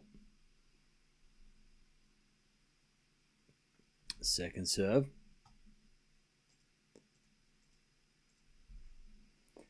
Serve to the backhand of Rublev. Return goes short. Griekspoor comes in. Rublev with a pass. Griekspoor with a volley. Rublev with a backhand slice. In the net.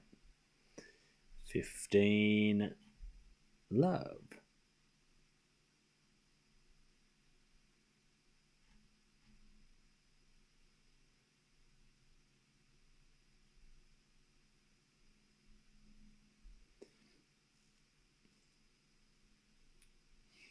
All right, 15 love.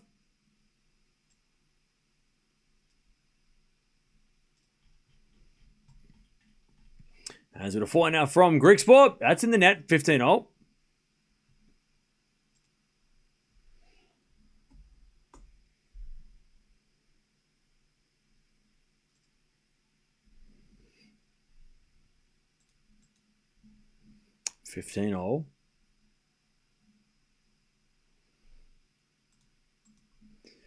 By the way, people saying faking injury. You don't know. Have you watched tennis?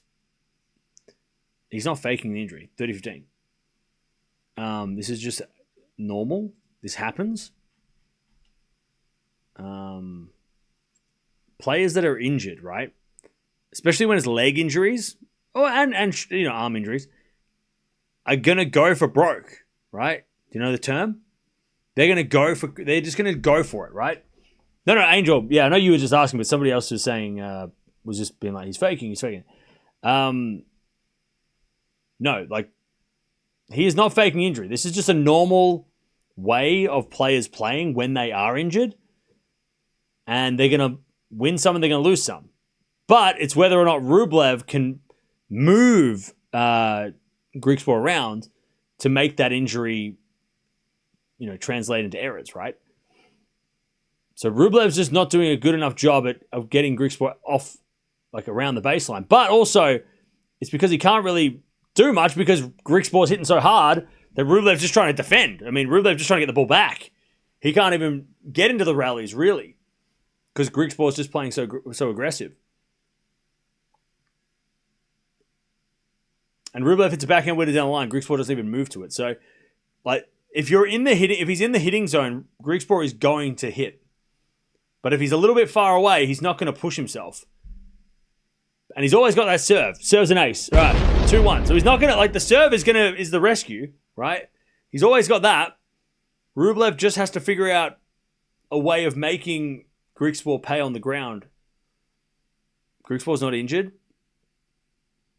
Okay, well, are you asking me a question? He is injured, yes.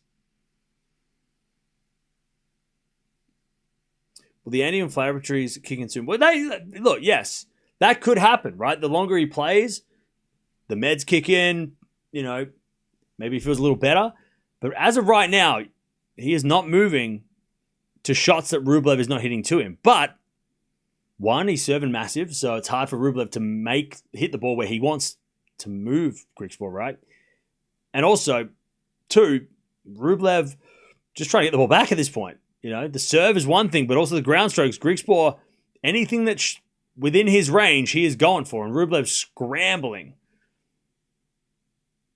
So there's not much Rublev can do here except just try to get the ball back, hope Griekspoor makes some errors, take advantage of the second serves. It's very tough to play players that are injured because you don't know what they're going to do. Like, are they just going to hit winners every shot? Are they going to miss? It's a tough situation. And plus, someone like Rublev as well, who probably feels like he should have at least played a tiebreak in the first set. Like, he's got to keep his cool. Because this is a situation that you could easily get pissed off at, right? And he has got a little annoyed at times, but he's just got to accept that Griekspoor is going to hit ridiculous shots, and you've just got to be patient and accept that Griekspoor is going to hit winners, and you've just got to make sure he doesn't hit that many winners. Good serve down the tee, return the net. So Rublev just got to take care of serve and accept that Griekspoor is going to hit some really good shots when he needs it, but also stick around long enough, he's going to make some errors.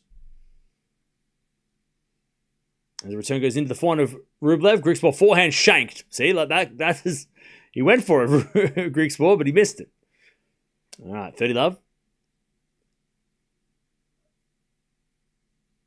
Also quite cold in Dubai if it's Dubai standards. Yeah, maybe that's what brought on the injury. Maybe the night session, but he did play last night. But he did play a 3-setter last night. So who knows? But he's not in a good way, Griekspoor. But the scoreboard is looking great. As Rublev serves an ace down the tee, Griekspoor goes the totally opposite way. he went left, and Rublev went down the tee. And Griekspoor will serve again. 2-2.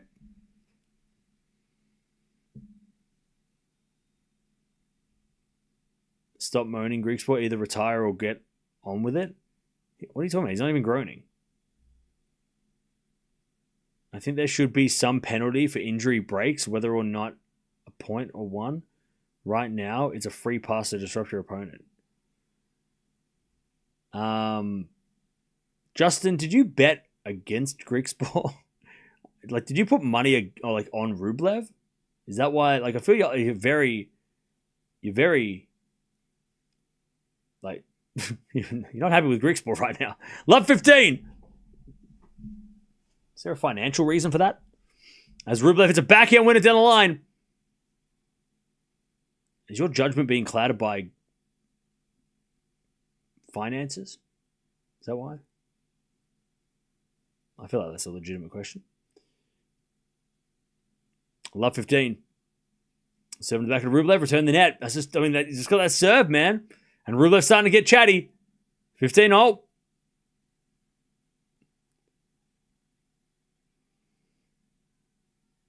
We all have money on Rublev. Do we? Nobody told me. I never get invited to things. All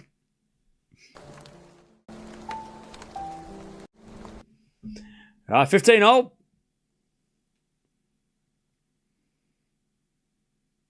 They're going to serve to the backhand, but it's a double fault. 15-30. I tell you, for Rublev's peace of mind, he's got to take one of these chances. Because if he keeps on getting these little half chances and doesn't take them, he might double fault and give Griekspoor a break. Might be 4-2 in a second. Rublev's got to take one of these chances for his sanity.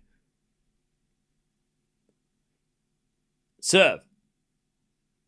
Out wide, Rublev returns. Griekspoor forehand cross court. Rublev slice. Griekspoor volley. That's just too good.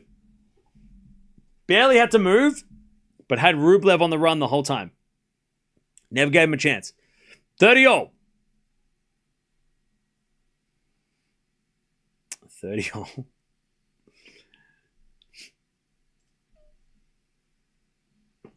All right, serve again from Griekspoor.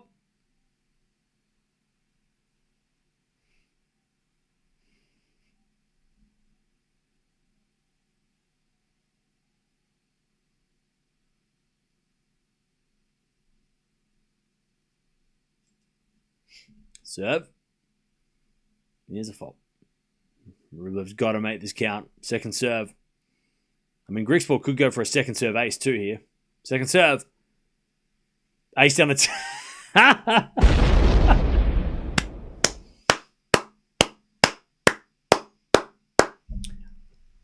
I think that was that was actually, first serve was 204K. I think the second serve was 210. I was 180. Okay, a little spin, but down the tee... Big second serve. Second serve ace. All right. Somebody clip that. Makes me look smart. All right. 40-30. First serve's a fault. Here we go again. Ready? Hey, look. Rublev better be ready. Griekspoor's trolling. Yeah. Second serve in the back of Rublev, return the back into Griekspoor. He puts that away. And now Griekspoor's starting to throw fists. Okay. He's like, hang on a second. We might make this damn final. I'll tell you, though, he might not play the final, and that's going to be a shame. But he might make the final. 3-2 Griekspoor. The second serve ace and the backhand winner. That was a clean backhand. All right. Oh, man. Rublev, I mean, this next game is going to be brutal because Rublev, like I said, Rublev bubbling. We're packing bags. We're starting the car up just in case we need to evacuate because he's going to explode. If Rublev gets broken, his racket's goodbye. Like, his racket is not coming back. It's going to the Shadow Realm. He ain't getting that racket. Ain't going. They go on charity. That racket.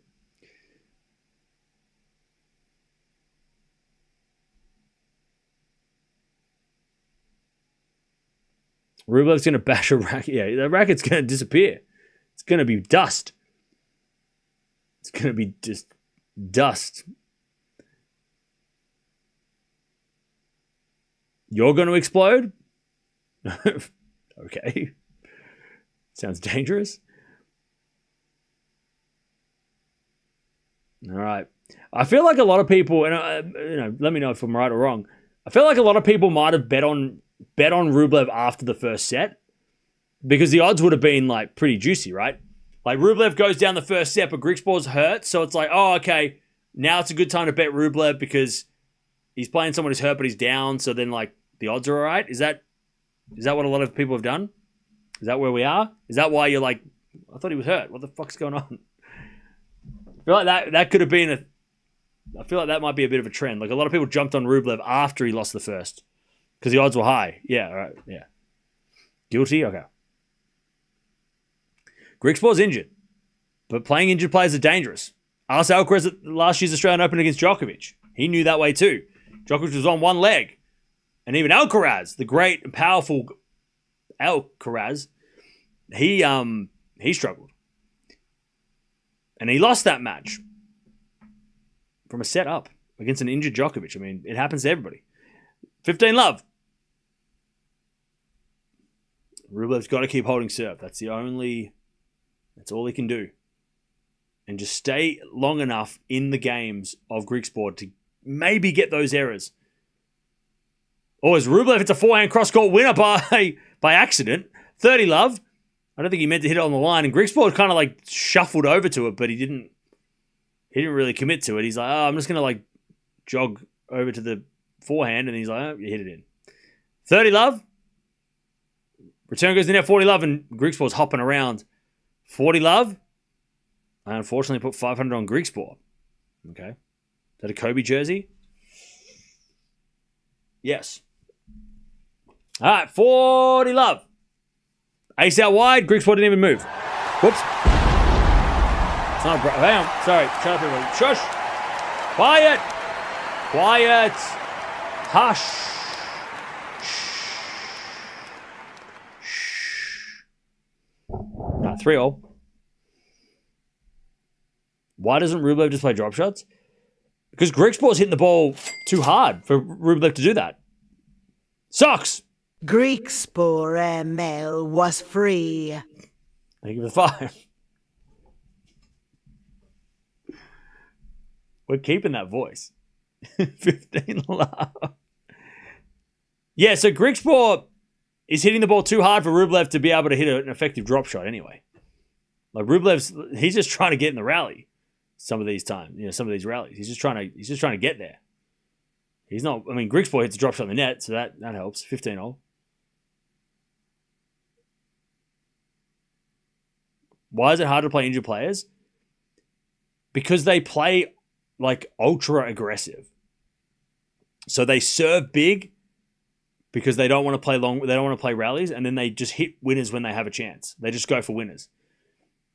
And when it works, this happens, right? Sometimes it doesn't work, and he could have been down love 5 and hit like 40 errors, right? That happens too sometimes. But sometimes this happens where the guy that's injured is making the shots. And Rublev is like, he's like Joe Pesci in Home Alone. Like, 30-15. Like, he's going to lose it. Like, Rublev is about to lose it. He's hanging on. Griekspoor with another great serve. And by the way, the serve has not been affected by the leg. It's just the movement around the court's affecting his leg, or his leg's affecting his movement. It's not affecting his serve. He's serving bombs. 40-15.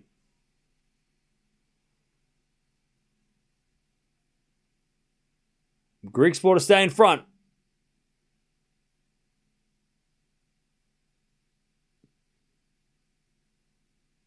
Serve is a fault.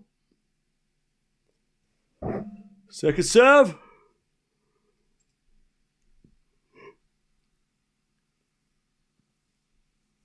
Serving the forehand of Rublev. Griekspoor forehand to the backhand of Rublev. Rublev in the net. That was a gift. That was a gift from Rublev. 4-3. Griekspoor. Sucks. Rublev just has too big of an ego. No, I don't think he has a big ego.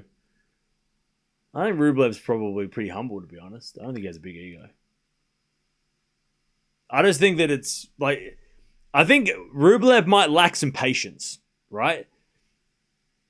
And his patience is probably very thin right now, and he gets broken. So does the racket. That's where it feels right now. It's a shit situation. This is not like, this is tough. Playing against somebody who has got an issue, in this particular case, a leg, right? Leg issue. And you're like, I know what I have to do. I have to make him move. But it's hard to make him move because this guy's hitting everything at 1,000,000 miles an hour. So unless he makes an error or shanks it and I get a chance to hit the ball back, I can't make him move because he's not letting me make him move, right? He's not letting me get in the rally. So Rublev just can't really do much. He knows what he has to do, but he can't do that because Griekspoor's not letting him do it. So let's see. And I think if Rublev sticks around long enough in this set, there'll be an opportunity. But he's just got to not, like, Rublev just has to not get broken. Because if he gets broken, we're out of here. Like, Rublev just has to keep holding serve. Serves an ace-7-C. Griekspoor doesn't even move. See, this is the strat. Like, Griekspoor is not even attempting returns that aren't close to him. Like, he goes down the tee, Rublev, he's going to hit 4 aces. If he can hit the ball in. Like, Griekspoor is not going to move. Down the tee again is a fault. Second serve.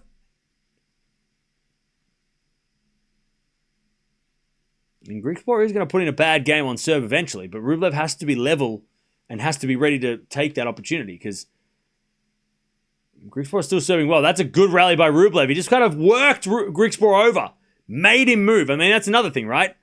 Trying to make him move so the injury gets a little bit sorer, right? It hurts a little bit more. Again, Rublev hasn't been able to get into the rallies and do that. All right, 30 love.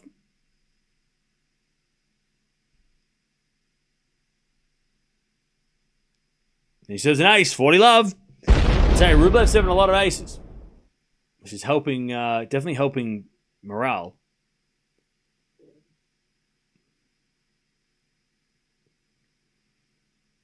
Yeah, this next game is going to be massive. Because if Rublev goes down 4-5 and he's serving to stay in the match and Griekspoor just hit some return winners, it could be over. Like, this could be over quick. Serve out wide the back of Griekspoor. Back into Rublev down the line winner. Griekspoor just kind of takes a little step and then walks over to serve again. All right. 4-4.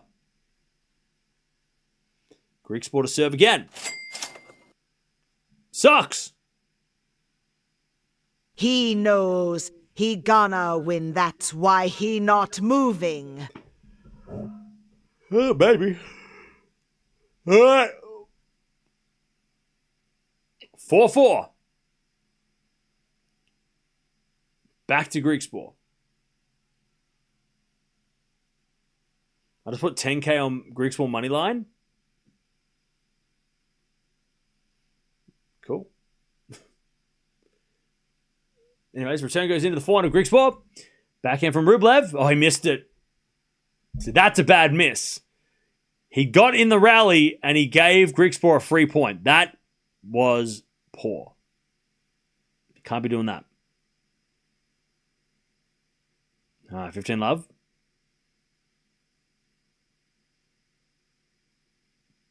Griekspoor serves. Into the forehand of Rublev. Return goes out. 30 love. I'll tell you, Griekspoor's just going to tee off on returns in the next game. He's like, anything within my hitting zone, I'm going to hit a winner. And if I don't hit a winner, it's going to be an error. Rublev better be prepared. He better be serving. It's going to be dangerous. Anyways, 4-1 now from Griekspoor. Rublev again to the back end of Griekspoor. It's Rublev. And to the back end of Griekspoor. Griekspoor in the net. That's good. By Rublev, 30-15. That was positive. 30-15.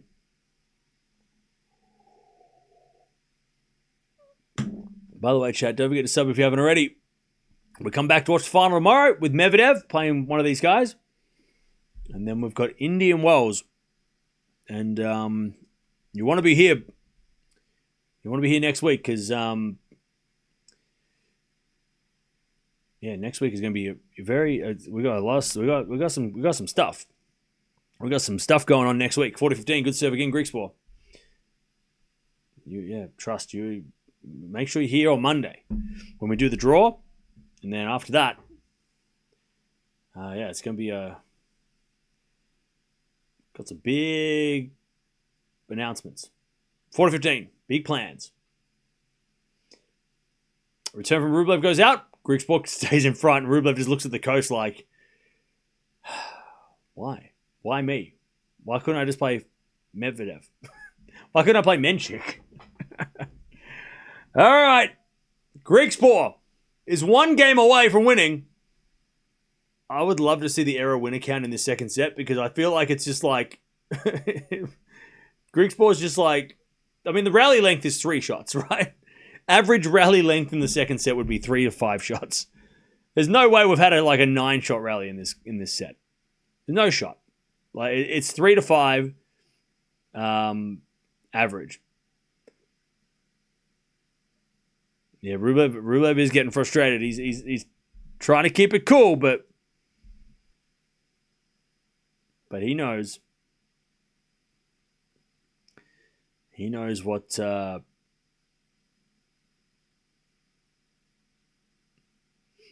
he knows.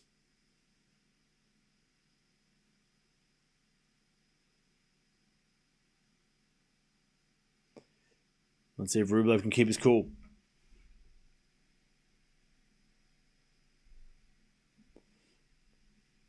All right. Cerundolo game. When's that? No, we're not watching any more matches. It's 3 in the morning. It's 4 a.m.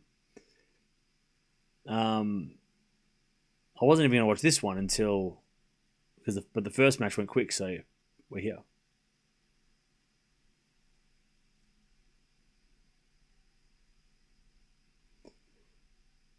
All right.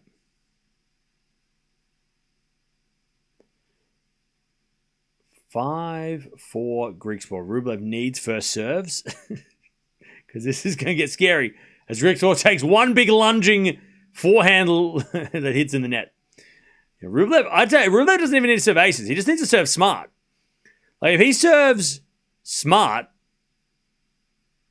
if he serves, out of the range of Griekspoor, that might be enough. Are you in Melbourne? I am, yes. 15 love.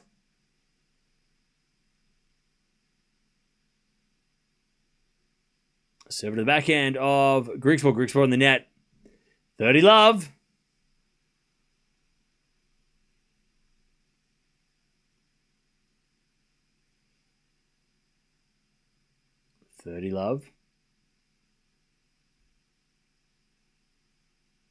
As the return goes in the forehand of Rublev. Forehand from Griekspoor. Rublev forehand cross court. Griekspoor gets it and hits it down the line, but he missed it. It was either going to be a winner or an error, and it was an error. 40 love.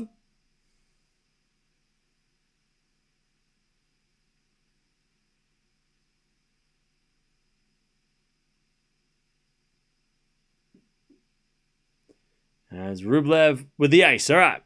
5-5. This match, I'll tell you, Chad, like the first set was close, but this second set has been intense. Like, I'm sweating. And I didn't even bet on this match. 5-5. It's been a roller coaster this set.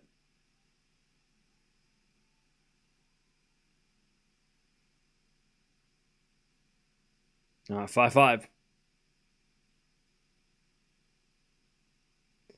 As Griekspoor serves. First serve is a fault, second serve.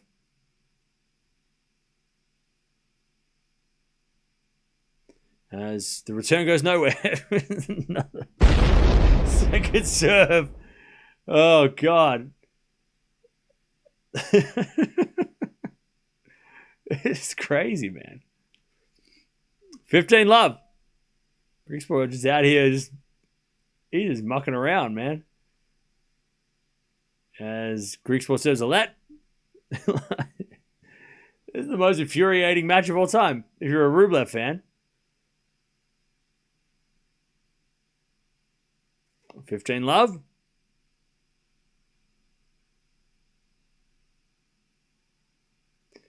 First serve is a fault. Second serve.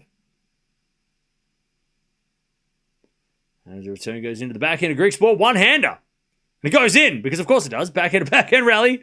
As Griekspoor forehand, again the back of Rublev. Griekspoor, with a couple of steps, goes cross-court. Rublev gets it back and hits it out. Oh, man. Griekspor's just... He's in one-handers. Like, I don't know what he's doing. He's like, this is just my day. 30 love.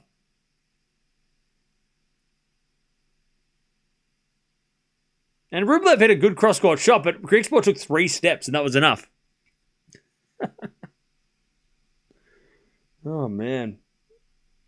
30 love. Then an ace. I mean, why not? 40 love.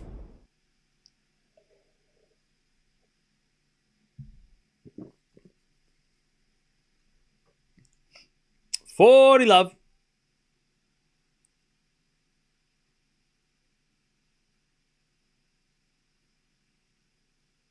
Another good serve. Oh, God. All right, Rublev's going to have to play a tiebreak or accept a loss. I mean, this is going to be a tough loss. To be honest, though, like if Rublev loses this match, it sucks, but it's also like, I mean, nothing he could do. He just played a guy who had no option. Option 1 was hit the ball hard, and it worked. Like, Griekspoor's playing ridiculous tennis. Nothing that, I mean, he's playing ridiculous tennis for somebody who's got, an injury, but Rublev, I mean, there's not much he can do. He's trying. Yeah, Rublev's made some silly mistakes, but overall, he's just been overpowered. Like, he's just been out-hit. Griekspoor's serve has come to the rescue, and yeah, embarrassing when Rublev lose like this. But again, I don't feel like Rublev, like, this is a totally understandable, like, there's a reason, there's a reason why he's losing. Like, this is not like oh my God, Rublev, how did this happen? No, we know why it's happened. I explained it 7 times.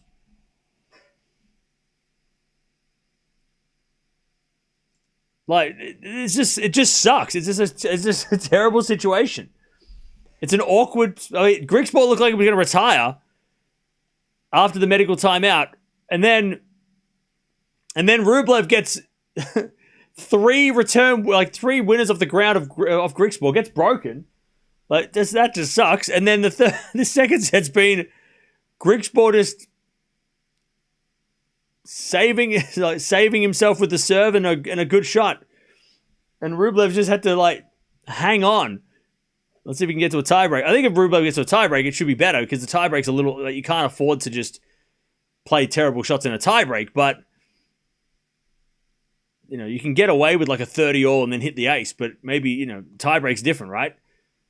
I don't know if Griekspoor is going to be able to maintain this in a tiebreak. Backhand now from Rublev. Griekspoor with a volley. He's not going to play a tiebreak at this point. Love 15. Griekspoor's like, yeah, hell no tiebreaks. Love 15. I think if it did go 3, Griekspoor might just say, you know what? We had a good run. Love 15. But we're so far away from a third set right now anyway. First serve's a fault, second serve.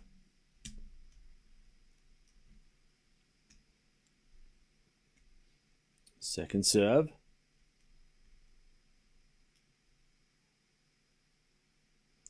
Return goes out by Griekspoor. Ooh. Ooh. That was fortunate. 15-0. Are you wearing a Los Angeles uniform? Yes. Yes, I am. Kobe. All right, 15-0. Rublev's ball toss is a nightmare. He serves. An ace out wide, Griekspoor just watches it. Go past. 30-15. So if Rublev wins a tiebreak, then what? Then we go to a third set. 30-15. Another ace. All right, 40-15. I'll tell you, this has been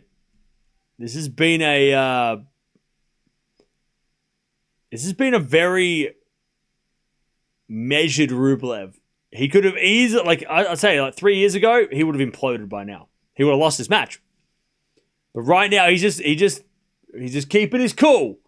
Like Rublev would, if he didn't get the break in the early part of this set, 3 years ago, he would have broken his racket, smacked his knee off, and gone down 6-2. That was what old Rublev would have done. This Rublev is a little bit more level-headed. It was moments where it looked like he was going to explode, but he's like, no, I have to hold serve. And now we're going to a tiebreak. First to 7. Griekspoor's I'm going to go Rublev in the tiebreak. I reckon Rublev will be rewarded for his patience. And I don't know if Griekspoor is going to be able to just hit ridiculous, risky shots in a tiebreak consistently. First serve's a fault, second serve.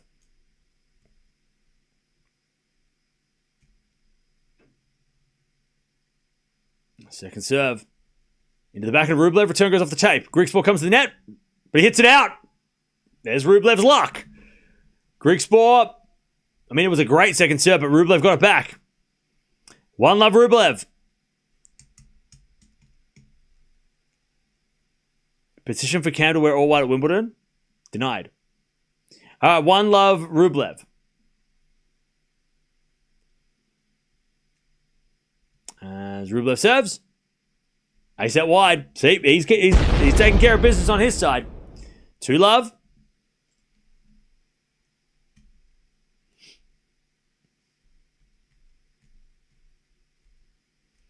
Two 0.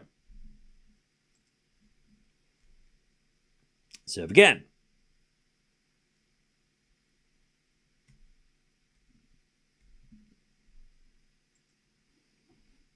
Another ace. There you go. 3-love Rublev.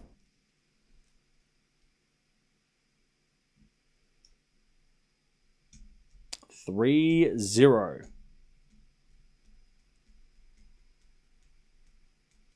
It's only 1 mini break though. Winner of this will play against Medvedev.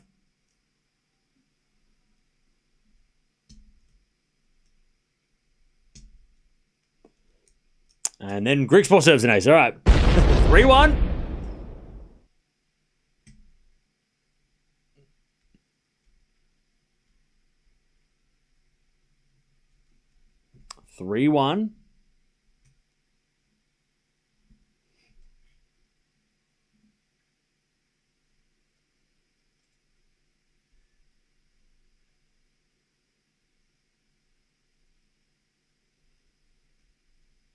All right, serve again.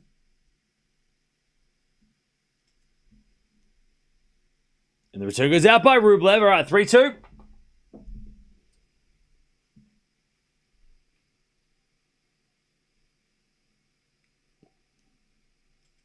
3-2 Rublev. He's got the mini break.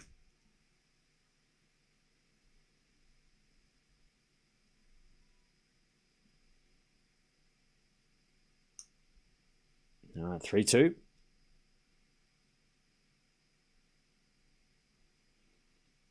Rublev serves. An ace out wide. I think, is that 3 aces? From 3 serves?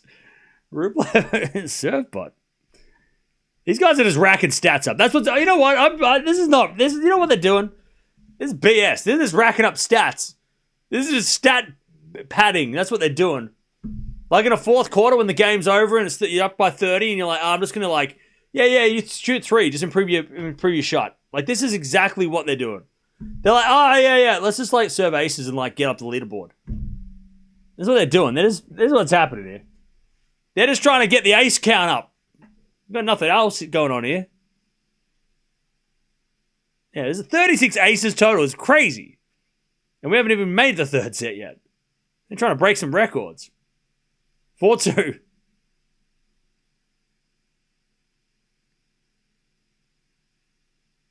Rublev serves.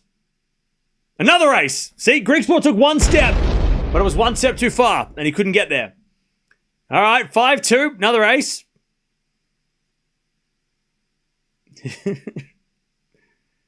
Chat, this is the type of match that slowed down Wimbledon. This shit happened in the 90s, and they're like, yeah, we can't have this. We need to have at least 5-shot rallies. So aces are not going to cut it. And then Wimbledon went slow. And then 2002 Wimbledon final happened. And then we got the epics against Nadal and Federer because of the slow courts.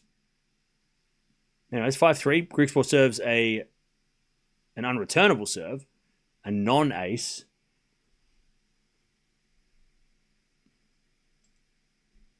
All right, still Rublev with the lead. 5-3.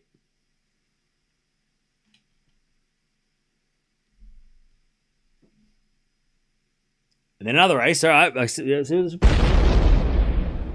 what we're doing. It's an ace off. All right, 5-4. It's on Rublev's racket. 2 aces to finish? No, I don't think so. He'll serve 1 ace, but 2 aces? Nah.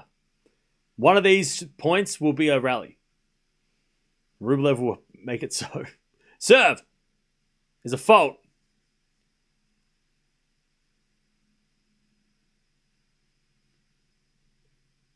Second serve. Goes in the corner. Griekspoor return is in the net. Opportunity for Griekspoor missed. All right, 6-4. Rublev with the set points. I'll tell you, credit to Rublev here because Rublev, it's been a tough set. Like mentally, it's been a tough set. But he's gotten to set point. Is he going to serve an ace to finish? To get to the third? Serve out wide. Griekspoor returns a winner. Oh, no. Oh, no. Oh, no. Return winner.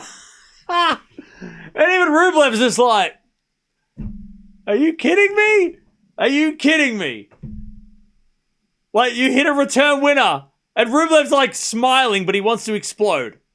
He's like, you say that to the last point. All right, cool. Thank you. It's like, what the? I thought we were doing the ace thing. What are you return winners for? We're supposed to be serving aces. Anyways, back to on serve. But it's still set point Rublev. Griekspoor serves. He serves a fault. Okay, Rublev's got a chance here. Second serve.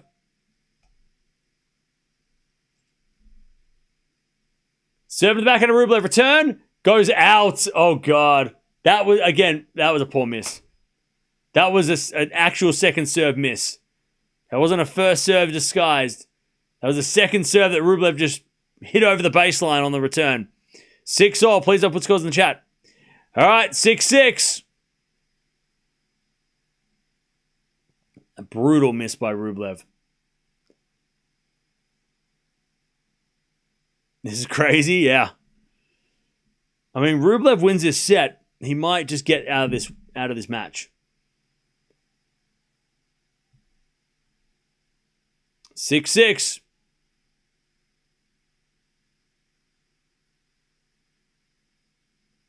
Griekspoor to serve.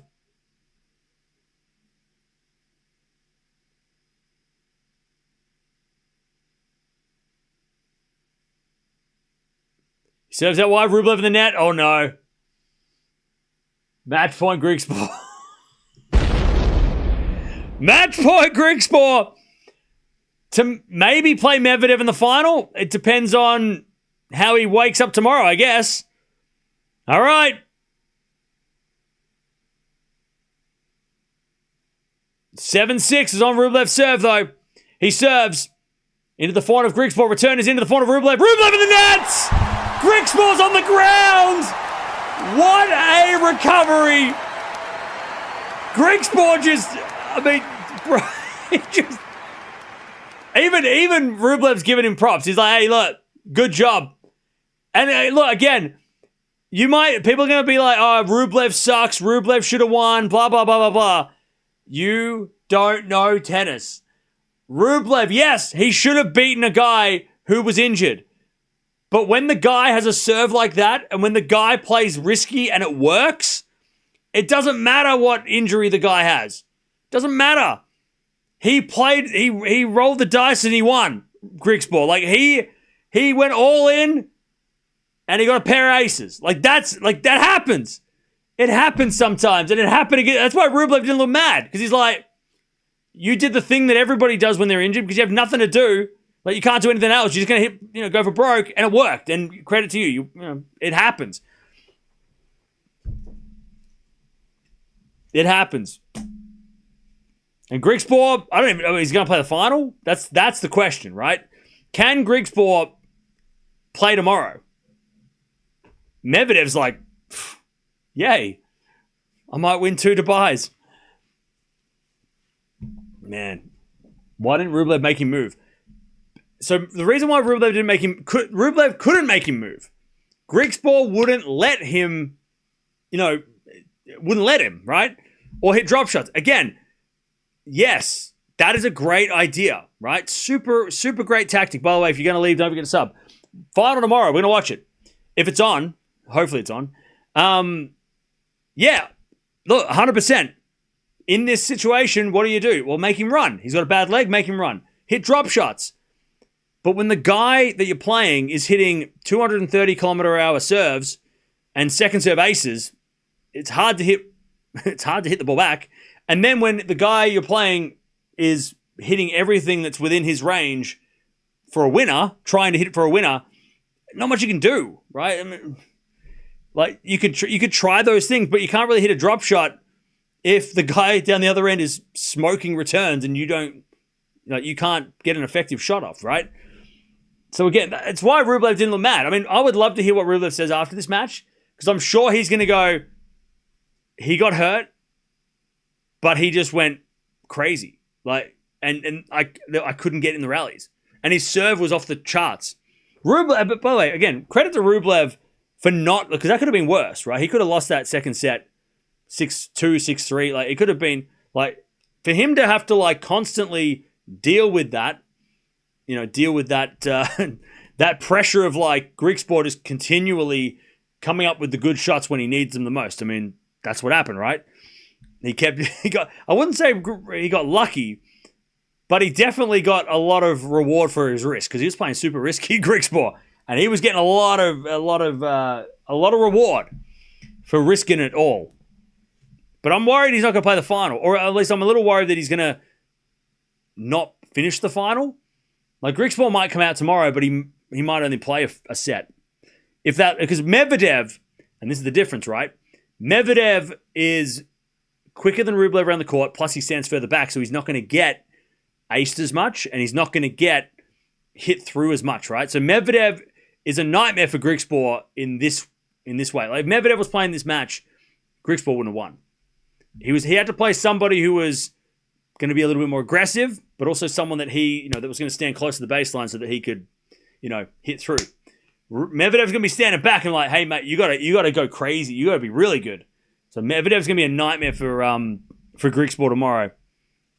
He's not going to let Griekspoor hit winners. He's not going to let Griekspoor get away with aces.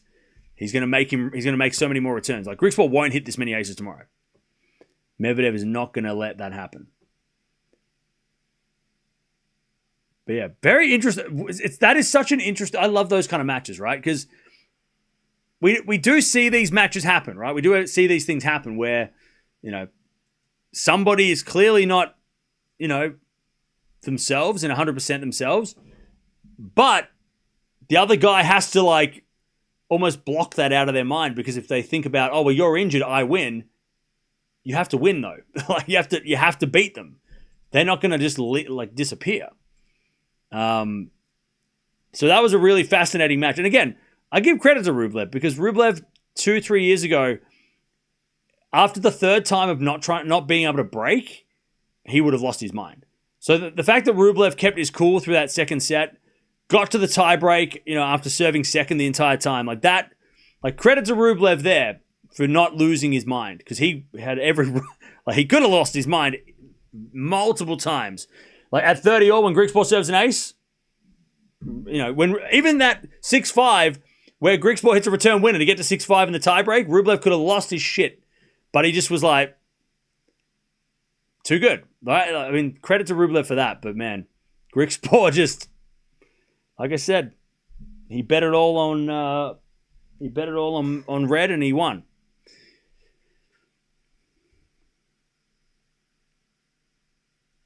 Worst situation now, we have no final. I mean, that sucks, yeah. Unless Griekspoor, hopefully Griekspoor is not as bad. Maybe, he can get better for tomorrow, and it's not like it's not a serious injury, it's just like a pain. But yeah, hopefully Griekspoor is okay for tomorrow. Yeah. It's a rematch of what Medvedev losing to Griekspoor last year at the same event, so that's going to be fun to see, to watch this rematch. What happened? So at the end of the first set, Griekspoor hurt his leg. He got a medical timeout 6-5. Again, not sure if it was like groin or hip, but went off court, came back, hit some ridiculous returns. You could tell, Chad, if you watch this match and you're saying like, oh, Griekspoor didn't hurt him, so look, he looked fine. You're not watching the match at all. What are you talking about? He clearly was hampered. Like, he wouldn't take 3 steps to the right or the left. He was just like, I'm standing here, and if you hit it to me, I'm going to hit it back as hard as I can, and I'm going to hit aces. Like, you could tell that he was compromised. And there was no faking it, right? And yeah, maybe, the painkillers kicked in and that helps, but it didn't eliminate the problem. He was still just like, I'm going to take 2 steps, and if you hit it past me, I'm not going to get there. So I'm not going to attempt like lunging forehands or anything. Yeah, he wasn't. It wasn't 100%. What could he walk? Yes, but like Griekspoor was hampered, obviously. But then he just played the game that players that get injured do. Players that cramp, like we saw Alcaraz do against Zverev, right? When Alcaraz was in trouble, he was going for broke, because that's all you can do in those situations. You just have to hit the ball and pray. And sometimes it works, Yeah. But I don't think, by the way, Rublev, the way he reacted at the end there, and he was totally chill, like kind of like too good, right? Too good, you got me. I would be really interested. I think Rublev would be saying pretty much what I just said, right? Of going, hey, look, he looked sore, he was injured, but I couldn't make him move. Like, he was too good. He served big when he needed to. He's clutch. Like, that was a clutch performance by Griekspoor. That was as clutch as it gets, right? Because I still think if that goes to a third set, Griekspoor's probably not making it. If Rublev wins that set point and we go 3, Griekspoor's probably not going to make it. Something in his hamstring, did he say? Okay. Well, that is definitely not good, because that means tomorrow, unless his hamstring miraculously recovers, he might. And Medvedev's a nightmare when you've got an injury. Like, you don't want to play. Medvedev is a nightmare when you're not physically 100%, right? Medvedev will make you work. But yeah. But hopefully we get a final. Hopefully Griekspoor comes and plays, because there is obviously a possibility that he might not want to risk it, which is totally fair, right? If Griekspoor comes up and goes, you know what? I'm not playing this final against Daniil Medvedev. He's physical. I'm not in best shape. I don't want to miss out on Indy Wells. I don't want to miss out on Miami. Like, totally fair if he says, I don't want to play tomorrow. It sucks for us because we lose a final. But I feel like he might try. But I wouldn't be shocked if it's 4-1 first set and Griekspoor's like, I'm good. I can't afford to risk this. Like, because Indian Wells is such a big tournament. And so is Miami. And you don't want to make it worse. If it's a muscle injury, especially like hamstring, that could get worse. Like, that could get worse. Tallon said as much. He said, I need both legs to play Medvedev. So he basically just said, I'll let you know in the morning. Like, don't be surprised. Why try and risk your leg? Well, that's it, right? If you're Griekspoor, there's no shot, right? You're not risking. Because okay, so we'll do some math, right? So last year, Griekspoor, I think he made the 4th round of Indian Wells. Yeah, he made the quarters. Shit. Made the quarterfinals, lost to Runa. He's got a lot of points. That's like 200 points. If he wins tomorrow, if he puts it all in on tomorrow and he wins, but his leg gets worse, he will make up 200 points tomorrow, right? Because you get 300 for the final, 500 for the win, right? So that covers Indian Wells. But if you play the final and win, but you're too sore to play Indian Wells and you have to withdraw, that's a risk.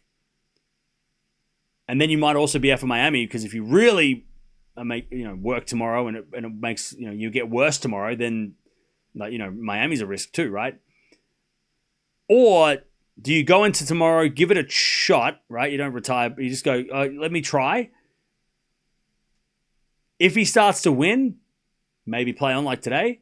But if he goes down early and he's like, yeah, my leg is shot, I can't afford to risk this. Because, quarterfinals is a mass point. Medvedev's got semifinals, right? So they've both got a lot of points next week. Medvedev's fine, though, physically. But yeah, if I'm Griekspoor, I'm thinking, I've got to defend a quarterfinal next week. And it's probably not worth putting all of my, especially against Medvedev. Like, you're playing against Medi. If he was playing against, let's say he was playing against, I don't know, a big server, right? Let's say he was playing against Pirikar, right? If I'm Griekspoor, I'm going, okay, well, that's better because we could just serve it until the tie breaks. We don't have to move. But when you're playing Medvedev, you are going to run. Like, you can't get away with standing there and hoping that Medvedev misses, because he's not going to do that. Like, it's a guarantee that Medvedev's going to make you move. You're going to have to hit a lot of shots.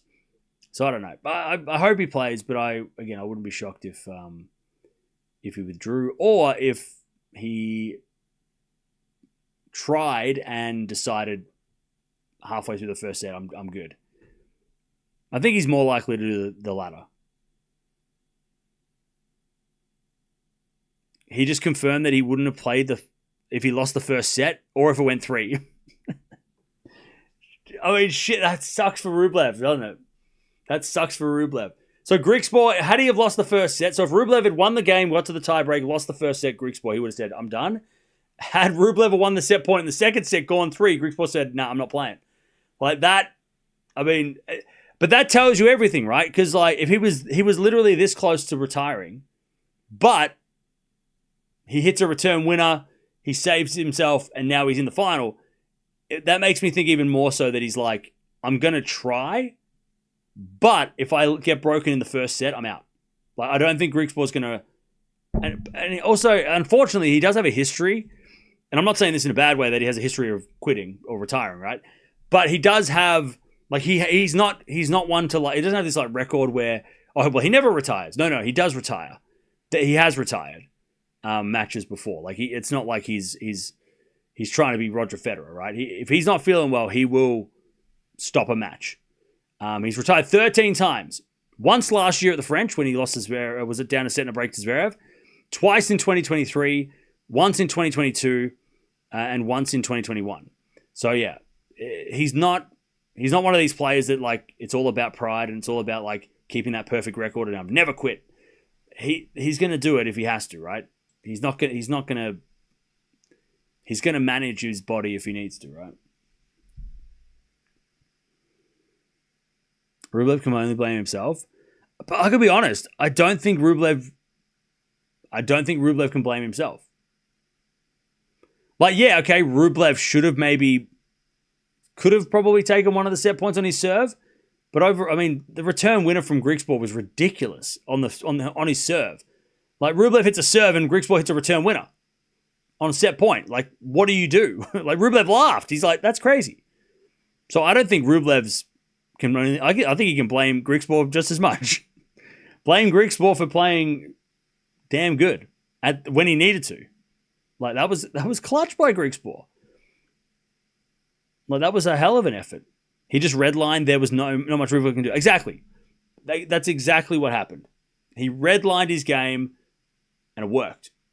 Right? So I wouldn't say Rublev had himself to blame. Like, yeah, there was opportunities. Yeah, okay, 6 set break points in the match. Yeah, there were chances. But at least it felt like a lot of the time that Griekspoor had to was down 30-40, big serve, right? Unreturnable. Like, there was nothing Rublev. I would love to actually isolate those 6 break points and actually see what happened on those 6 break points exactly. And go, I reckon at least 5 of them, or maybe even 4 out of 6, Rublev didn't get a racket on it. And then the other 2, yeah, okay, but the pressures of having to take those 2, yeah. Yeah. If you're blaming Rublev for this loss, I mean, I think it's just, that's brutal. Like, Griekspoor was coming up clutch.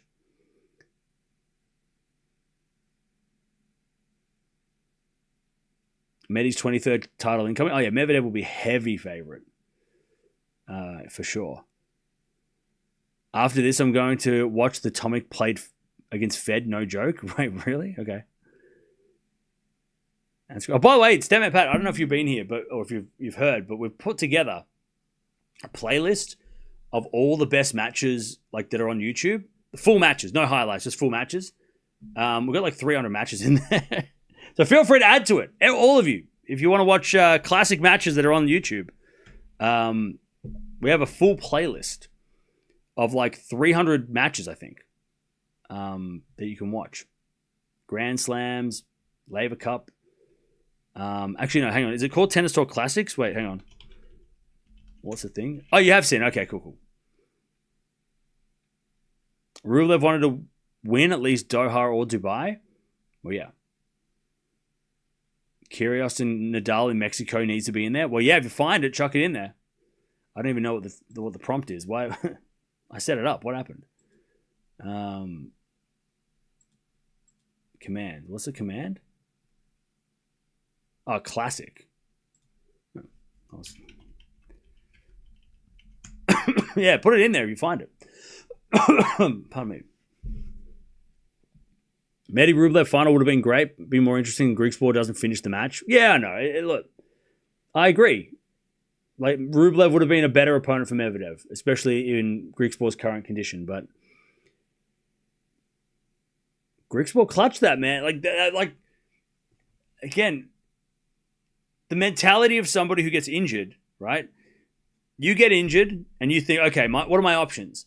I can try and run, which would be stupid because I can't run because my leg hurts. Or I could stand here and I could hit anything within my hitting zone as hard as I can for winners. I might miss everything. But I could also hit everything in. And that's exactly what Griekspoor did after the medical timeout. Also, Griekspoor has the confidence of holding serve, right? He has his serve. So he's like, well, I can serve on one leg and still hit aces. So I've got that I can do that. And as long as he doesn't make me run or doesn't make me move much, I can probably out-hit him on the baseline, which is what happened. So, again, Griekspoor weighing up all the options, right? And at the back of his head going, okay, well, if I lose this set, I'm not going to play the next set. I'm not going to risk it. But he just kept winning. So he's like, well, why would I quit now, right? Like, he wins the first set and he's like, I'm not going to retire now. I'm winning. And then he just kept staying in front. It would have been interesting had he got broken in the second and gone down like 4-2 or something. Would he have said, I'm done? Like, he was like, from the injury, he never was down. He was always in front, except the tiebreak when he was down 6-4, right? But on the scoreboard, he was always in front. So I was like, why would I quit now? I'm winning. So, like, again, I think that match, we've got to remember that match because that is such a great example of redlining a game when you're injured. Like, it's such a great example of what somebody does. And yeah, people are going to say, oh, he wasn't that injured, blah, blah, blah. Okay, well, if he doesn't play the final tomorrow, right? It's the same thing that happened with Djokovic, except like people were way louder and way more aggressive, being like, oh, Djokovic was faking it against Alcaraz, and then he retires against Zverev, and everyone's like, yep, I didn't say that. No, a lot of people said that, right? But I love that this is, like, we can use this example and go, remember that time where Griekspoor got a hamstring injury and then just redlined the game and it worked. There's matches that happens in other matches and people go down very quickly. And they lose 6-love in the next set and they're like, it's just such a gamble. It is such a gamble for Griekspoor, and it paid off. And I think Rublev knows that. Like, I've loved it. I'm going to hear Rublev, whatever he says at the press conference, and I'm sure he's going to say so many of the things I just said. He's going to be like, he went crazy. It worked. He didn't give me opportunities, really.